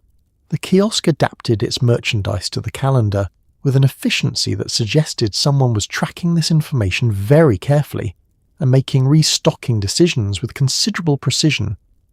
Walking past a kiosk with enough speed and sufficient peripheral vision avoidance was a learnable skill. Regular mall visitors developed it unconsciously, the same way you learn to not make eye contact with a street vendor, not out of rudeness, but out of self-preservation. The kiosk staff knew this too. They had seen every evasion technique. They remained through it all cheerful. The corridor was their office. They had made their peace with the foot traffic. the deflections, and the daily theatre of convincing strangers to stop and look at something they hadn't known they wanted. Nobody enjoyed the fitting room. This was understood. The lighting in a 90s mall fitting room was specifically designed, either through genuine negligence or quiet malice, to make everything look slightly worse than it did on the rack. It was fluorescent and relentless, the kind of lighting that showed you every detail of your reflection with the clinical interest of a documentary. The mirror was usually full length. The hook on the inside of the door held whatever you weren't currently trying on. The bench, if there was one, was the size of a shelf. You stood there in a pair of jeans that had seemed promising from the outside and made a series of private decisions about your life. The fitting room attendant was a role that required a particular kind of neutral diplomacy. Their function was to count the items you were bringing in. Stores had limits, usually 6 or 8, enforced with plastic-numbered tags that you were handed at the door and responsible for returning, and to check periodically on your status without implying any urgency that you hadn't initiated. The correct response to "how are you doing in there" was either "fine, thank you," or a request for a different size, and the attendant would retrieve the different size and hang it on the door handle, with the efficiency of someone who had done this specific thing several thousand times. The item limit existed because people shoplifted from fitting rooms, a fact that the plastic-numbered tag system was designed to address without quite solving. A tag that said 6 on it told the attendant how many items had gone in. It did not tell them how many items were coming back out, which meant the system was primarily operating as a deterrent and a liability management tool rather than an actual prevention mechanism. The stores understood this. The system remained anyway, because the plastic tags were cheap, and the deterrent had some value, and there wasn't a significantly better option available in the pre-camera era. The Gap fitting room deserves specific mention because the Gap in the 90s was the fitting room experience at its most archetypal. Clean white walls, full-length mirror, a hook and a small bench, the muffled ambient music from the store floor filtering through the door, the smell of new cotton and folded fabric. The Gap was selling a version of yourself that was organised, moderately attractive and compatible with a wide range of social occasions, and the fitting room was where you checked whether the transaction was going to work out. Sometimes it did. The jeans fit correctly, the shirt fell right. You looked, in a word, like someone who had their life organised to a minimum acceptable standard. You bought the jeans. Sometimes the transaction failed. The jeans fit in one dimension and not another, which was a common problem in an era before stretched denim had achieved mainstream acceptance. The shirt was the right size by the tag and the wrong size by your actual body, a discrepancy that the 90s retail industry had not yet developed the vocabulary to address. The fitting room was where you came into contact with the difference between what the catalogue implied and what the product delivered. A confrontation that was private, fluorescent lit, and accompanied by the soft sound of other people in adjacent stalls experiencing their own private confrontations. The three-way mirror, available in some stores and not others, added a dimension of self-knowledge that the single mirror did not. The single mirror showed you the front, which you already had a working relationship with. The three-way mirror showed you the back and the side simultaneously, perspectives that many people actively avoided in daily life, and that the three-way mirror presented without mercy, in fluorescent light, in a garment you had not yet committed to purchasing. The three-way mirror was either a valuable tool for making an informed retail decision or an instrument of psychological distress, depending on the day and the item in question, and sometimes depending on neither of those things, and simply on the specific cruelty of that particular lighting fixture. You came out of the fitting room with one of two outcomes: items over your arm to take to the register, or items returned to the attendant with a thanks, and the tight-faced expression of someone who had decided they were fine, actually, with what they had at home. The attendant received both outcomes with identical equanimity. They had seen everything. The fitting room revealed all of it to them eventually, through the returned items and the thin evidence of a person's afternoon, and they filed it away and moved on to the next numbered tag. The mall bookstore, usually a Walden Books or a B. Dalton, operated at a different frequency than everything around it. It was quieter, The staff moved more slowly. The lighting was warmer. You could stand in the aisle between shelves and exist without anyone trying to sell you anything or make you feel like you were supposed to be somewhere else. For a certain kind of kid, usually the kind whose parents were shopping at the anchor store for an unknowable amount of time, the bookstore was the best place in the building. You could open things. You could read the first chapter of something. Nobody stopped you. Walden Books and B. Dalton were the two dominant mall bookstore chains of the 90s, and they were distinct in ways that mattered to the people who paid attention to them. Walden Books had a slightly warmer, more browsable feel. B. Dalton was a bit more organised, more reference-oriented, with a staff that skewed toward the literary rather than the recreational. Both sold the same general categories of books: best-selling fiction, popular non-fiction, self-help, children's books, romance in a section that was sometimes discreetly positioned toward the back, and a magazine rack near the entrance that served as both a traffic generator and a waiting room solution for anyone whose companion was taking longer in the adjacent store than anticipated. The bestseller list was the organising principle of the front table. Whatever was at the top of the New York Times list that week occupied the prime display real estate near the entrance, face out, stacked in multiples, sometimes accompanied by a small promotional sign identifying it as a bestseller, which was information you could have derived from the fact that there were 30 copies of it at the front of the store. John Grisham, Tom Clancy, Stephen King, Michael Crichton. These were the 90s mall bookstore reliable presences, authors whose names on a spine communicated a specific promise about the experience inside, a promise the mall bookstore customer had come to rely on. The children's section was usually in the back corner, carpeted differently from the rest of the store in some locations, with lower shelves accessible to the children, theoretically browsing independently while their parents were nearby. The picture books were face out on display racks. The chapter books were spine out in alphabetical order by series, which meant the Goosebumps books occupied a full shelf on their own, their slightly garish covers in a row constituting a visual argument for the series that needed no other marketing. You picked one up because the spine was interesting. You read the back cover. You were already committed. The magazine section was its own ecosystem. Tall wire racks rotating on a floor stand or fixed to a wall. Hundreds of titles organised loosely by category: sports, entertainment, home and garden, automotive, hobby-specific publications for interests so particular that the existence of a monthly magazine devoted to them implied a readership you had never previously considered. The celebrity weeklies were near the front. The hobby magazines were toward the back. People Magazine and Entertainment Weekly occupied prime placement because they sold, reliably every week, to a readership that was not browsing but specifically seeking. The mall bookstore during the holiday season became something slightly different. A gift destination, purposeful and slightly pressurized. Stacks of coffee table books appeared on prominent display, large format volumes whose function was to be given as gifts rather than read in any conventional sense. Gift books, collections of photographs, collections of humour, collections of quotations, occupied a table near the register where the impulse purchase geometry was most favourable. You were in line. The book was right there. It was $12. Someone on your list would like it. You bought it.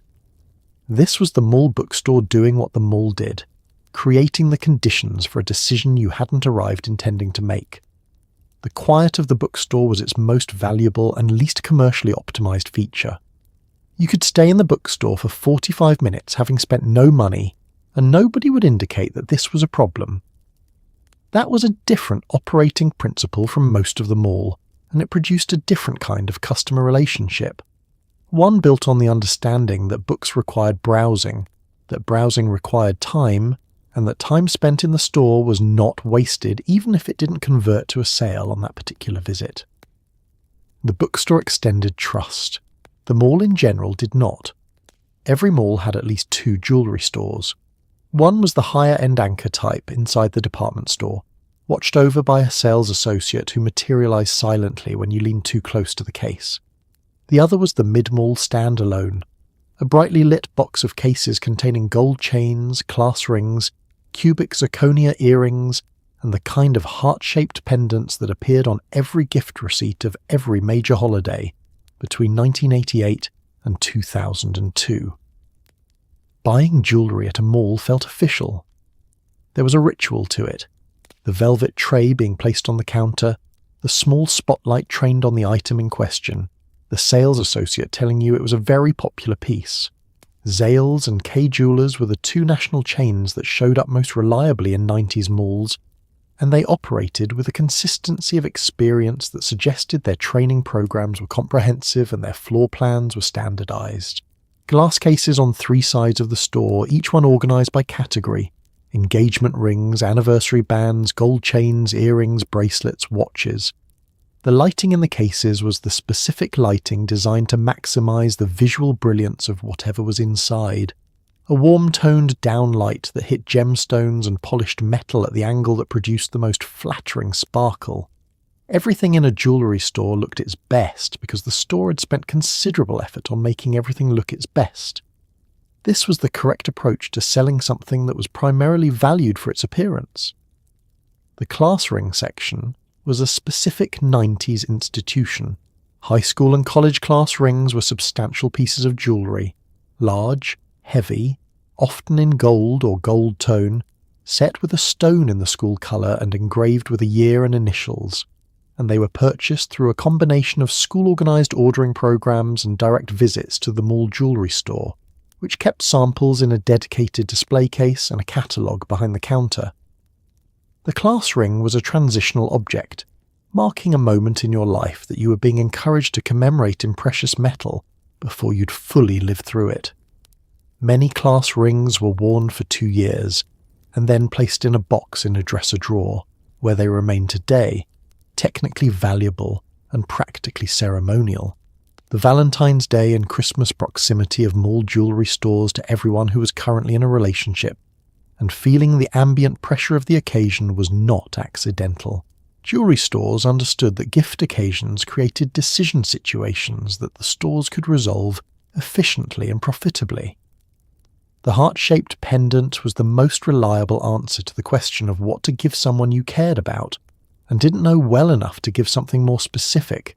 It was small, it was clearly intentional, it came in a box, and it cost somewhere between $25 and $75, which was a price range calibrated to be both affordable and significant enough to communicate effort.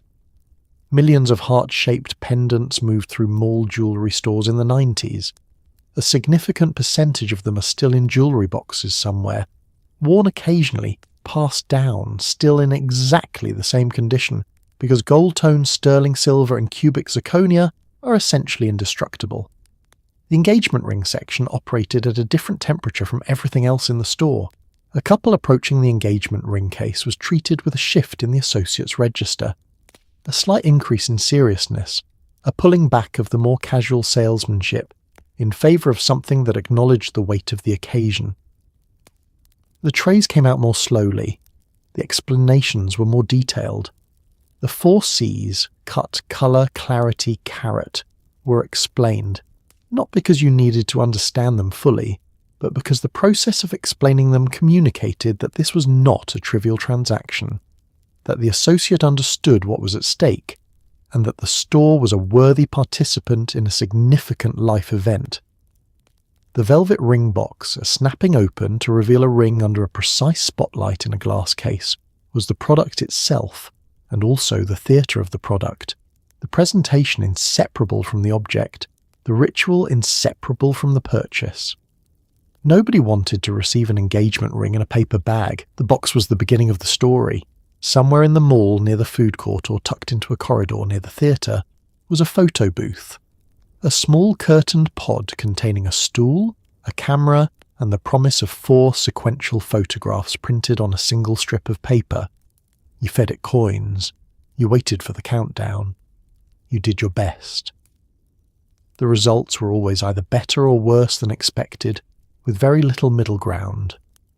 The strip came out warm and slightly damp from the developing process, and you held it by the edge while it dried, examining the 4 frames with the specific combination of hope and resignation that defines the human relationship with photography. The photo booth was technically a vending machine for photographs, a concept so straightforward it requires no explanation, and yet contains within it an entire social logic. You went into the booth alone or with someone, pulled the curtain, though the curtain never fully closed and the privacy it offered was more theoretical than actual, sat on the small adjustable stool, and faced a camera that would fire at intervals you couldn't control. The first flash was always a surprise. The first frame of a photo booth strip is nearly always the face of someone who didn't quite believe the countdown was real, confronted with sudden bright light and their own expression in the small monitor mounted above the camera. The 4-frame format was both a constraint and a creative structure. You had 4 exposures. The first was usually accidental, the face of someone surprised into honesty. The second was the corrective, the person you were trying to be. The third was usually the best one, relaxed enough to look natural, engaged enough to look intentional. The fourth was often where the experiment happened. The face you made when you ran out of serious attempts and decided to commit to something ridiculous instead. The strip was a small narrative arc, 4 frames from a moment that lasted perhaps 90 seconds, containing a version of you that no mirror had ever quite captured, because mirrors were static and you were in motion. Friends went into photo booths together, which required a specific kind of physical negotiation. 2 people on a stool designed for one, arranging arms and heads within the frame. Inevitably, one person slightly cut off at the top or left out of frame entirely.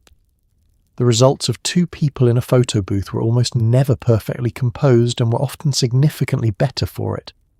A strip of photo booth photographs with a friend from the 90s is a primary document of a specific afternoon in a specific year, carrying information that no posed photograph contains because nobody was posing. There was no photographer to be composed for. There was only the camera, the countdown, and whatever you decided to do with your face in the available seconds. The strip itself was slightly smaller than a bookmark, printed on paper that was sturdier than regular photo paper but not quite archival, meaning that photo booth strips faded over time if left in sunlight and cracked if folded incorrectly. Many were tucked into the frames of mirrors, slid into wallets, passed between friends as a physical artifact of shared time. In a decade before the digital photograph existed as a default, the photo booth strip was one of the few candid photographic records most people had of themselves in casual moments. It was not a formal portrait. It was not a holiday snapshot. It was you and whoever you were with, in the middle of a mall afternoon deciding to document it. The price of the photo booth was modest, usually 2 or 4 quarters, which made it an accessible decision rather than a considered one. You stopped because the booth was there, because you had quarters, because someone suggested it, or because you suggested it, or because nobody suggested it explicitly, but you were both standing in front of it, and the logic of stopping was stronger than the logic of continuing. The photographs were ready in approximately 2 minutes. The machine made a specific sound while developing them, a mechanical processing noise, and then released the strip from a slot at the bottom with a small mechanical finality.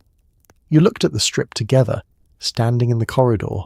Someone got the strip and someone got a mental image of standing there looking at it, which was arguably the more durable photograph of the 2. For a certain generation of teenage boys, the mall was where you first understood that scent was a statement, even if the statement you were making needed considerable refinement.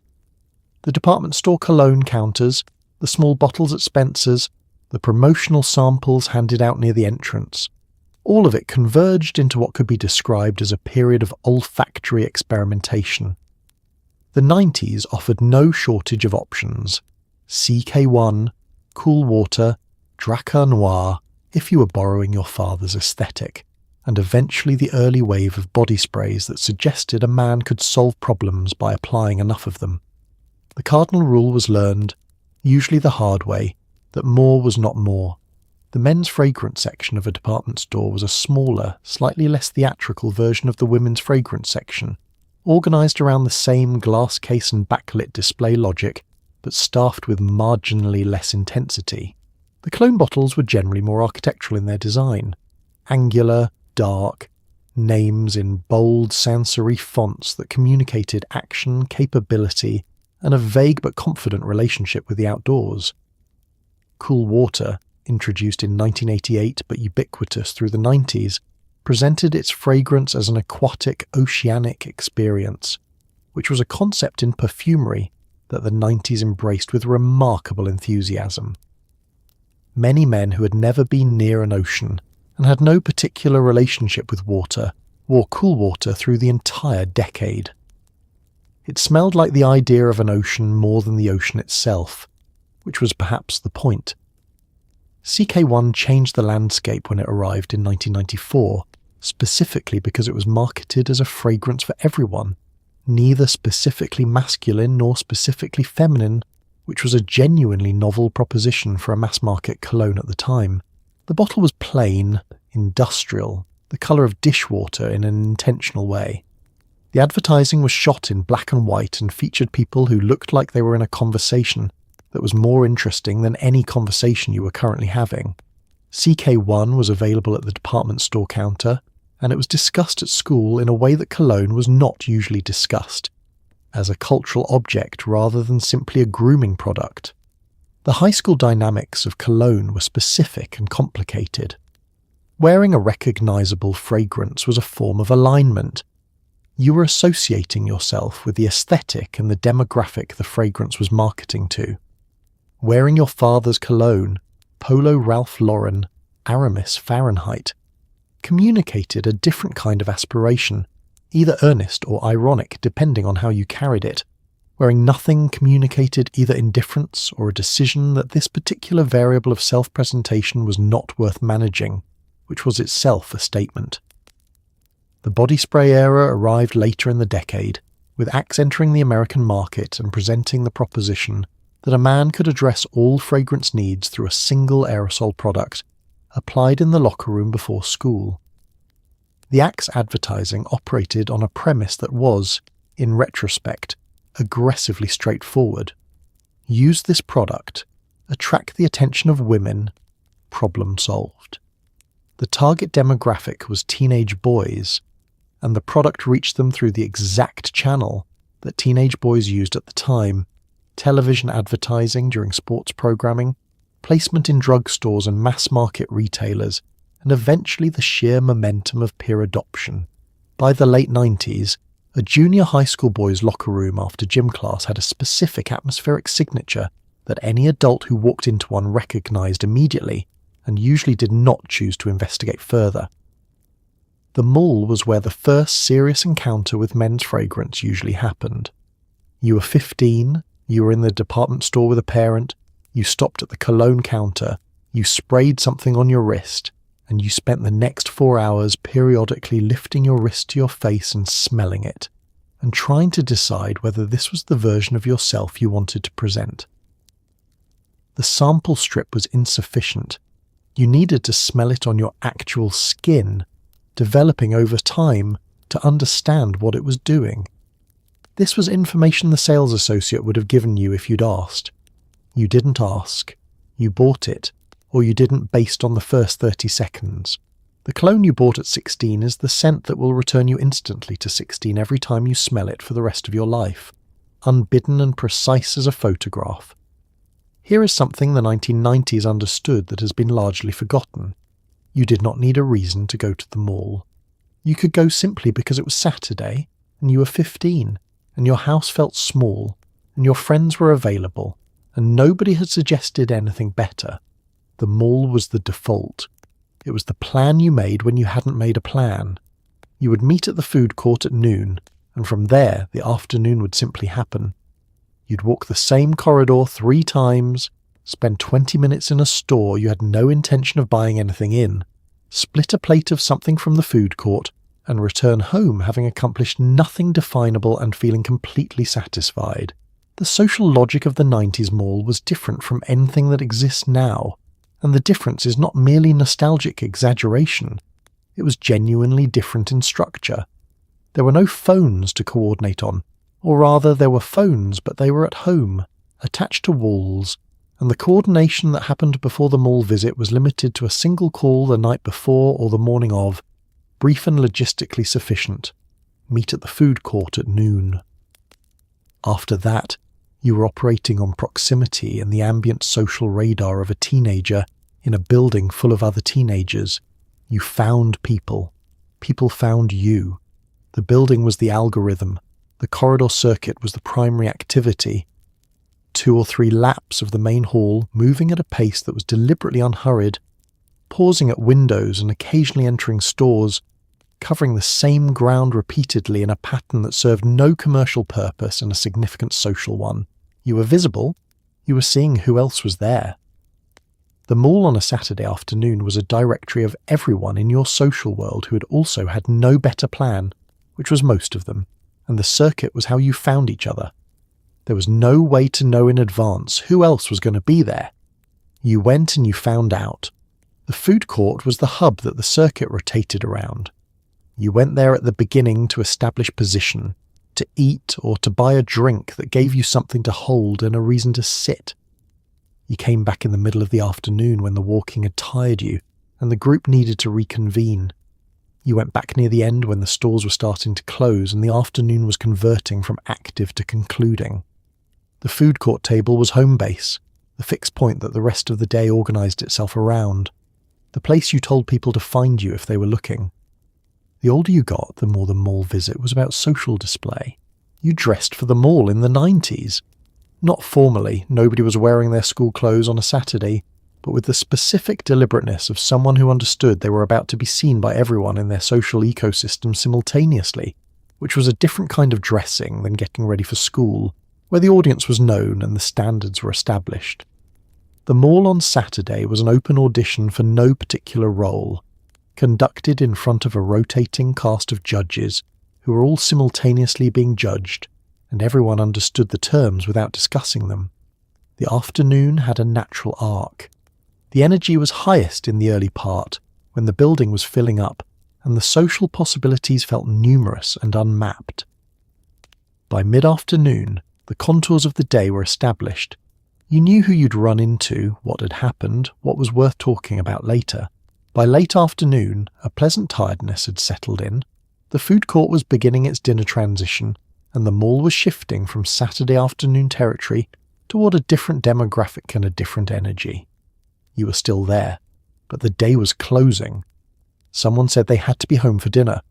The group contracted. You made your way back through the parking lot you still couldn't read, and the Saturday was done. You'd spent maybe $12 in about 6 hours, and you would do exactly the same thing next week. Every year, sometime after Halloween and before anyone was truly ready, the mall transformed.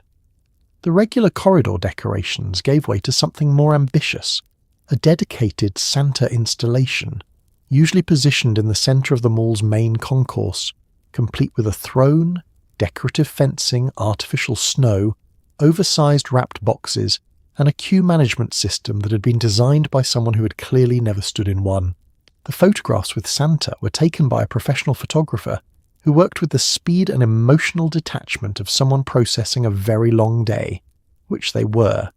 The installation itself was a significant undertaking.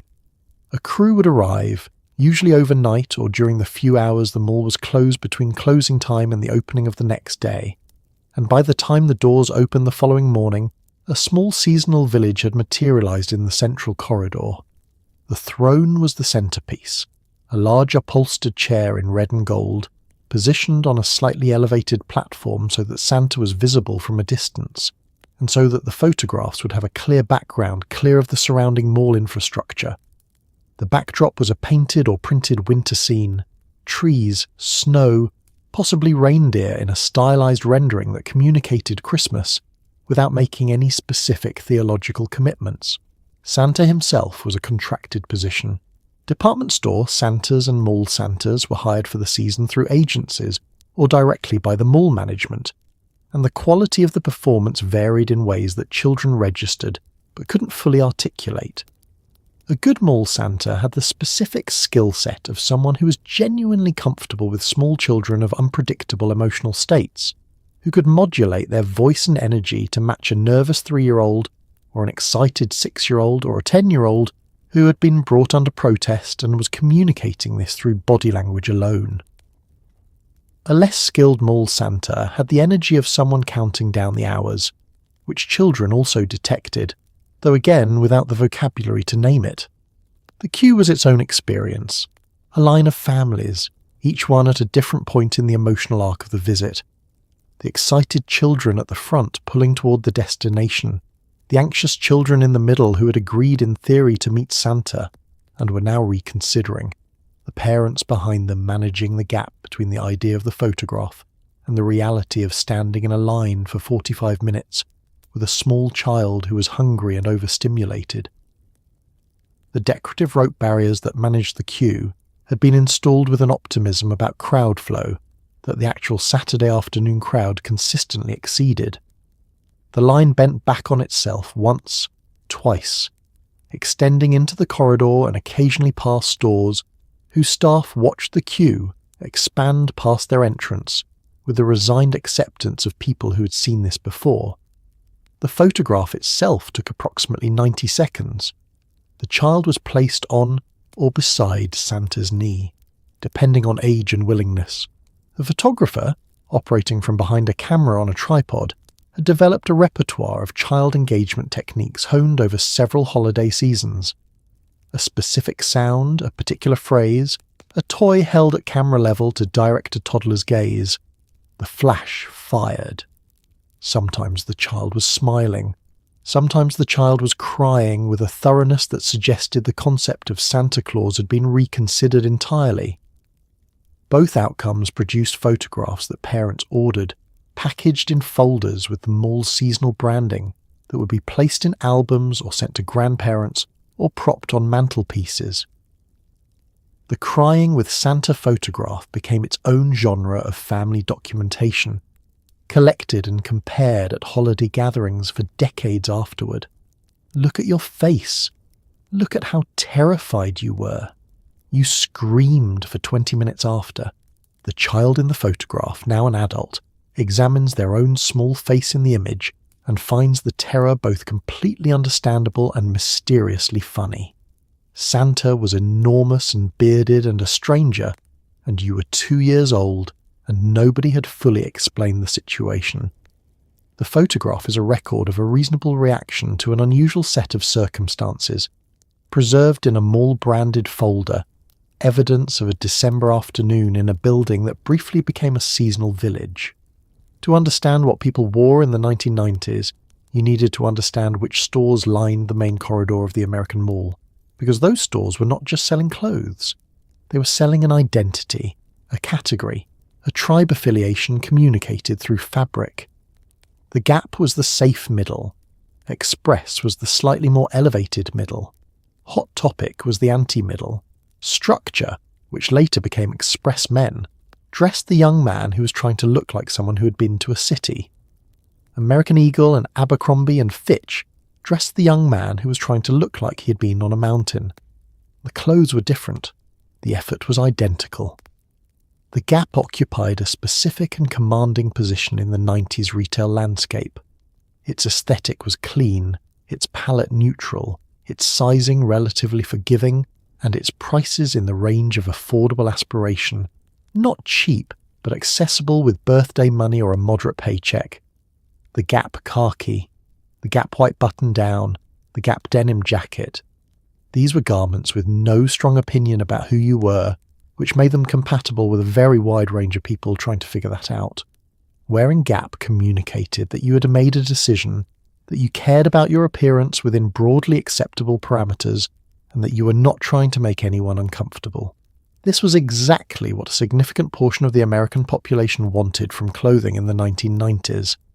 Abercrombie and Fitch underwent a dramatic reinvention in the 90s under a new creative direction that repositioned it from a heritage sporting goods brand into something else entirely.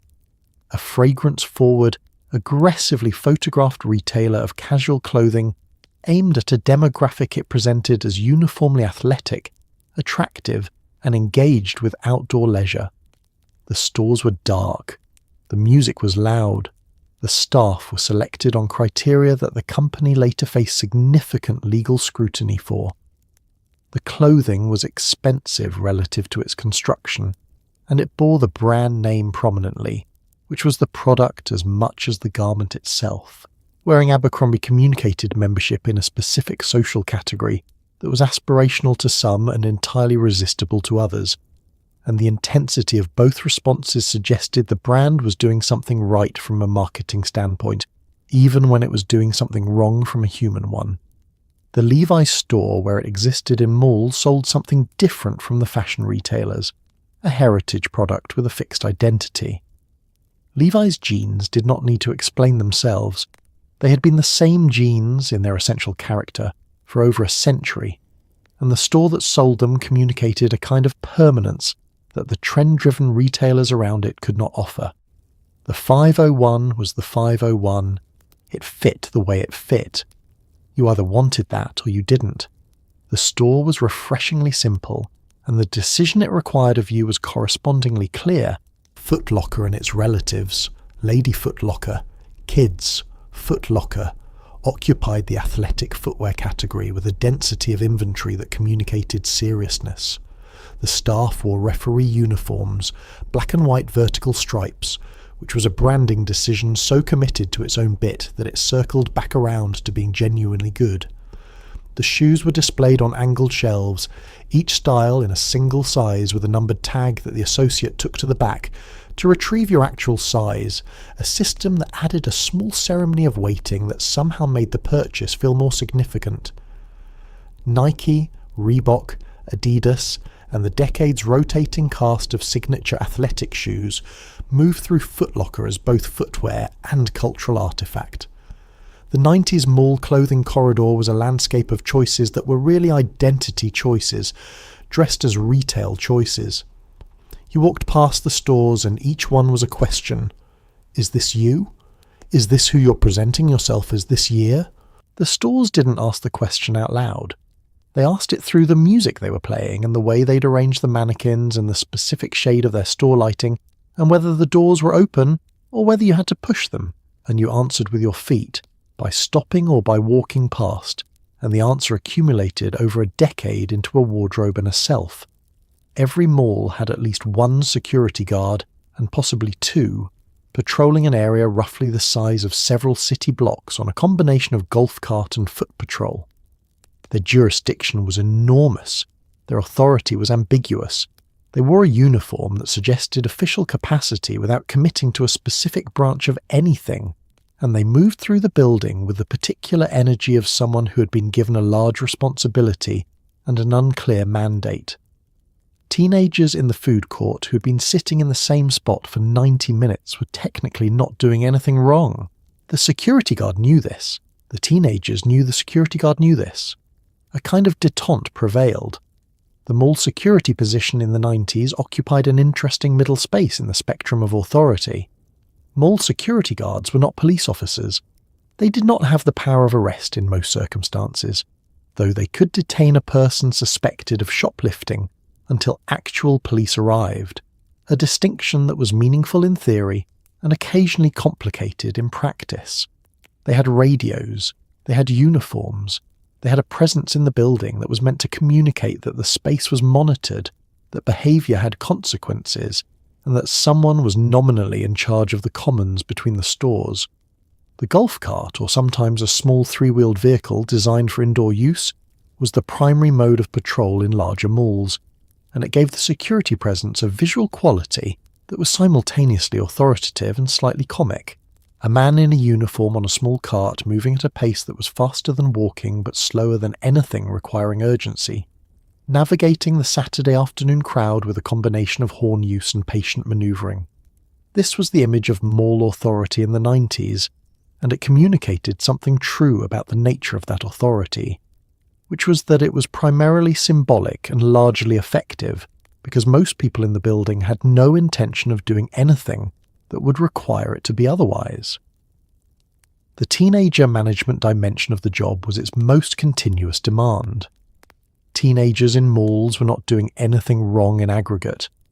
They were the primary social users of the space on weekend afternoons, and their presence was commercially valuable to the stores that sold them things, but teenagers in specific configurations, large groups occupying food court tables for extended periods without purchasing anything, groups gathering in front of certain stores in ways that other customers found intimidating, the occasional escalating argument or romantic drama that threatened to become a scene, required the security guard to exercise the most delicate of their skills, which was presence without confrontation, the suggestion of authority without its deployment.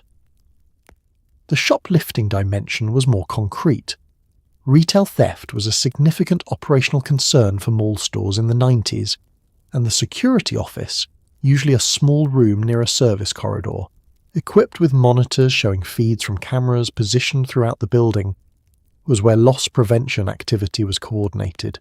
Loss prevention was a separate function from general security in larger malls, staffed by people in plain clothes who moved through the stores as apparent shoppers, a system that produced an ambient uncertainty about who was watching and from where that was, by design, slightly uncomfortable for anyone considering testing the limits.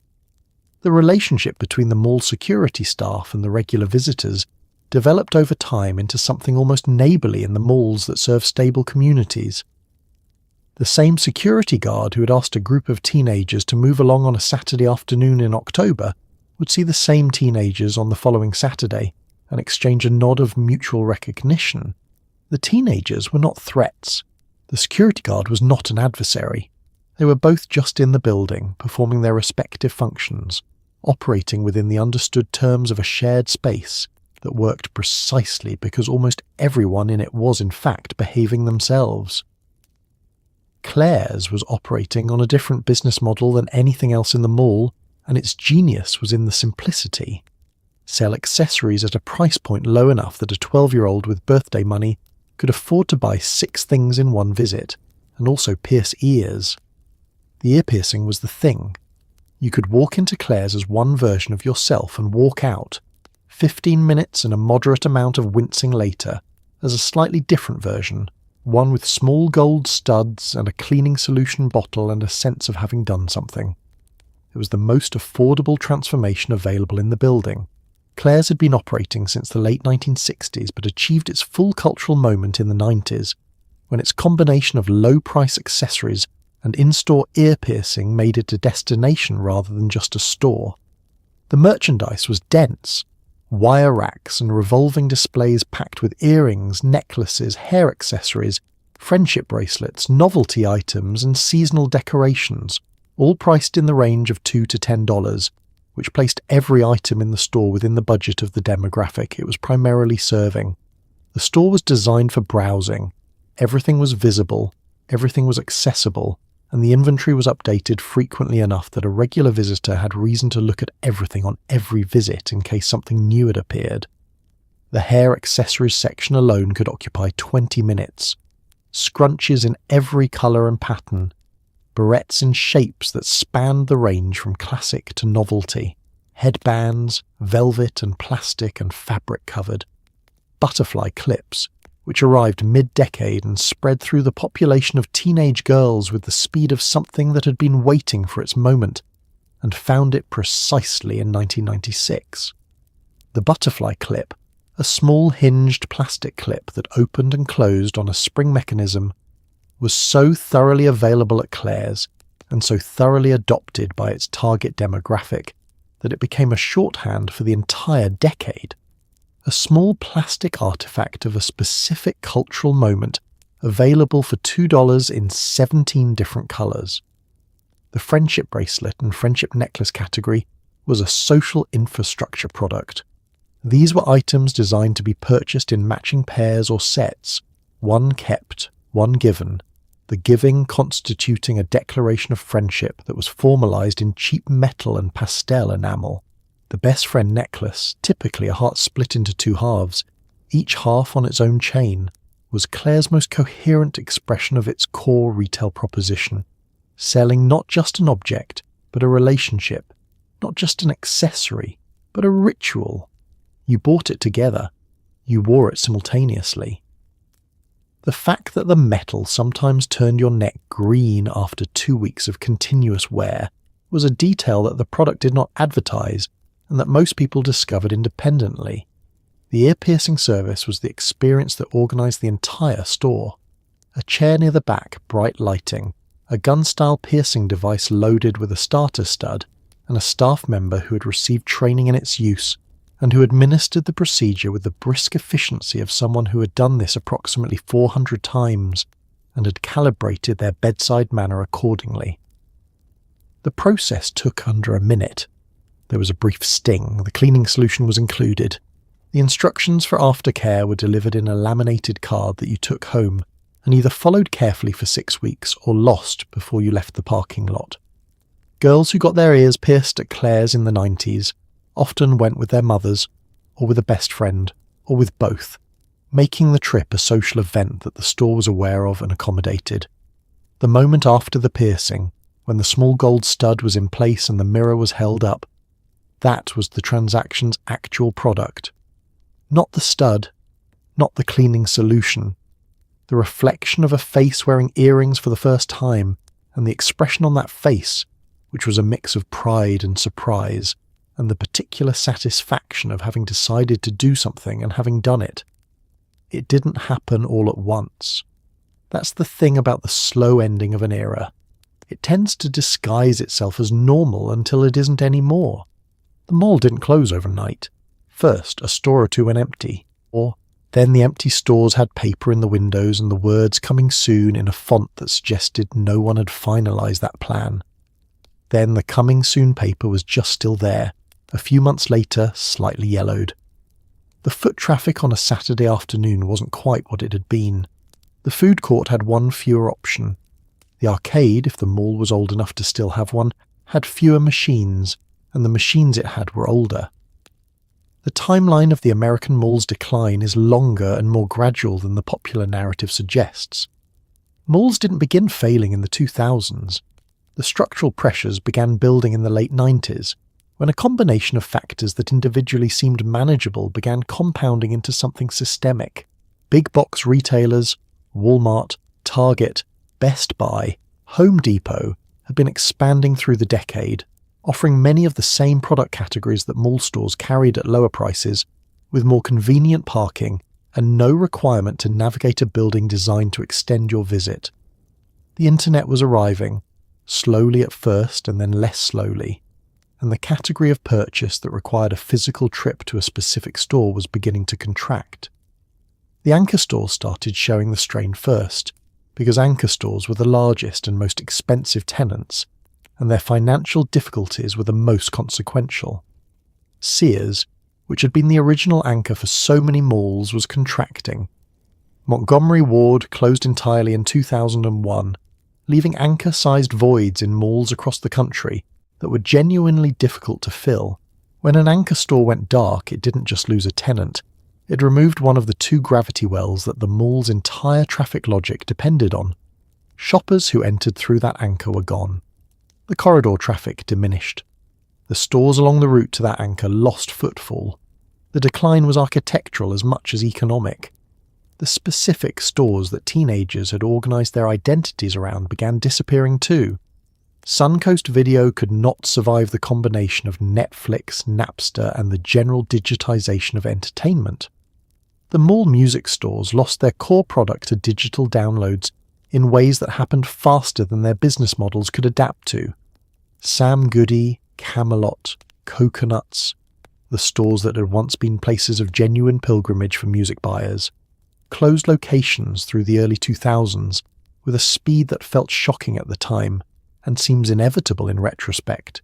The listening station, the alpha-based bins, the Tuesday new release ritual.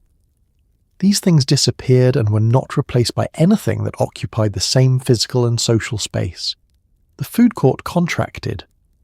Not dramatically at first, one vendor leaving, the space remaining empty or being occupied by a temporary tenant with less investment in the location. But the food court's identity depended on its variety, on the sense that every appetite and preference could be addressed within 50 feet. A food court with 2 empty counters was a food court that had started to lose its argument, for being the centre of the building's social life. The malls that survived were the ones that adapted, adding restaurants and entertainment venues that couldn't be replicated online, converting retail space to experiential space, finding anchor tenants in fitness centres and movie theatres and medical offices. The malls that didn't adapt became the dead malls, buildings still standing, mostly empty, the corridor lights still on over stores that weren't there anymore.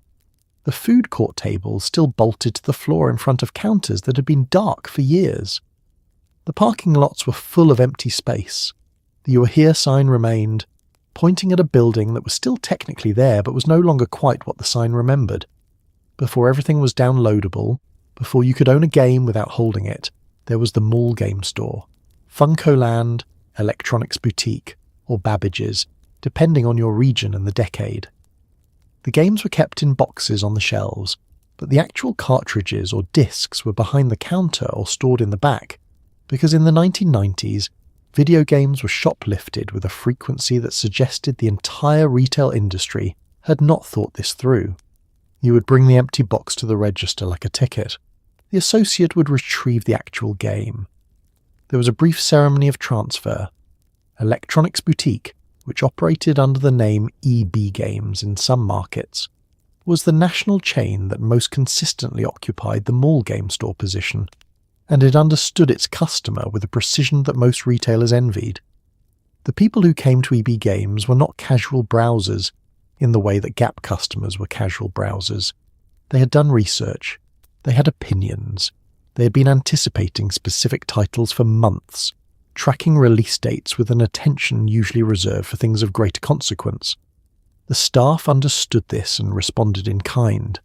They had played the games, they had opinions about the games, and a conversation at the EB Games counter about an upcoming release could last 20 minutes if both parties were willing. The used game section was the financial engine of the store and the primary destination for customers operating on limited budgets, which was most of the core demographic. Used games were sold at a fraction of the retail price of new releases, having been traded in by previous owners in exchange for store credit that was worth significantly less than cash, a gap that benefited the store and that the customer accepted because the store credit could be applied toward the game they were currently trying to acquire. The used game economy was a self-contained ecosystem. Games flowed in from people who had finished them, were priced on a sliding scale based on age and desirability, and flowed back out to people who wanted to play them for less than the new release price. The cartridge you received had been handled by an unknown number of previous owners and had been tested by the store to confirm it functioned, a process that everyone trusted without examining too closely. The release day event was the mall game store's highest stakes operational moment. For a major release, a new entry in a beloved franchise, a sequel that had been anticipated for 2 years, a launch title for a new console, the store would receive its allocation of units and sell through them, sometimes in hours, to customers who had pre-ordered or who had arrived early enough to be in the queue. Pre-ordering was the mechanism that managed this. You placed a deposit on the game weeks or months in advance, received a receipt that entitled you to a copy on release day, and arrived to collect it, the transaction completing with a finality that felt earned by the anticipation that had preceded it. The game console displays were positioned near the entrance, running demo loops or, in the more customer-friendly stores, available for actual play. A running demo of a game you'd been reading about in Nintendo Power or Electronic Gaming Monthly, now visible and playable in 3 dimensions for the first time, was a significant sensory event. You stood at the demo station and played for as long as the social contract of shared public gaming equipment permitted, which was usually until someone else was visibly waiting, at which point you either ceded the controller or negotiated an extension through the unwritten rules of demo station etiquette that everyone understood and nobody had articulated. The bag you left with, a plastic bag with the store's logo, containing a game in its case, the manual inside, the empty feeling of a purchase that had converted weeks of anticipation into an object you were now responsible for, was the culmination of a retail relationship that was genuinely about something. The game store understood that it was not just selling entertainment, it was selling the continuation of an ongoing relationship between a person and the games they played, and the store was the physical location where that relationship was maintained, updated, and occasionally transformed. And so here you are. You've made it through the whole afternoon.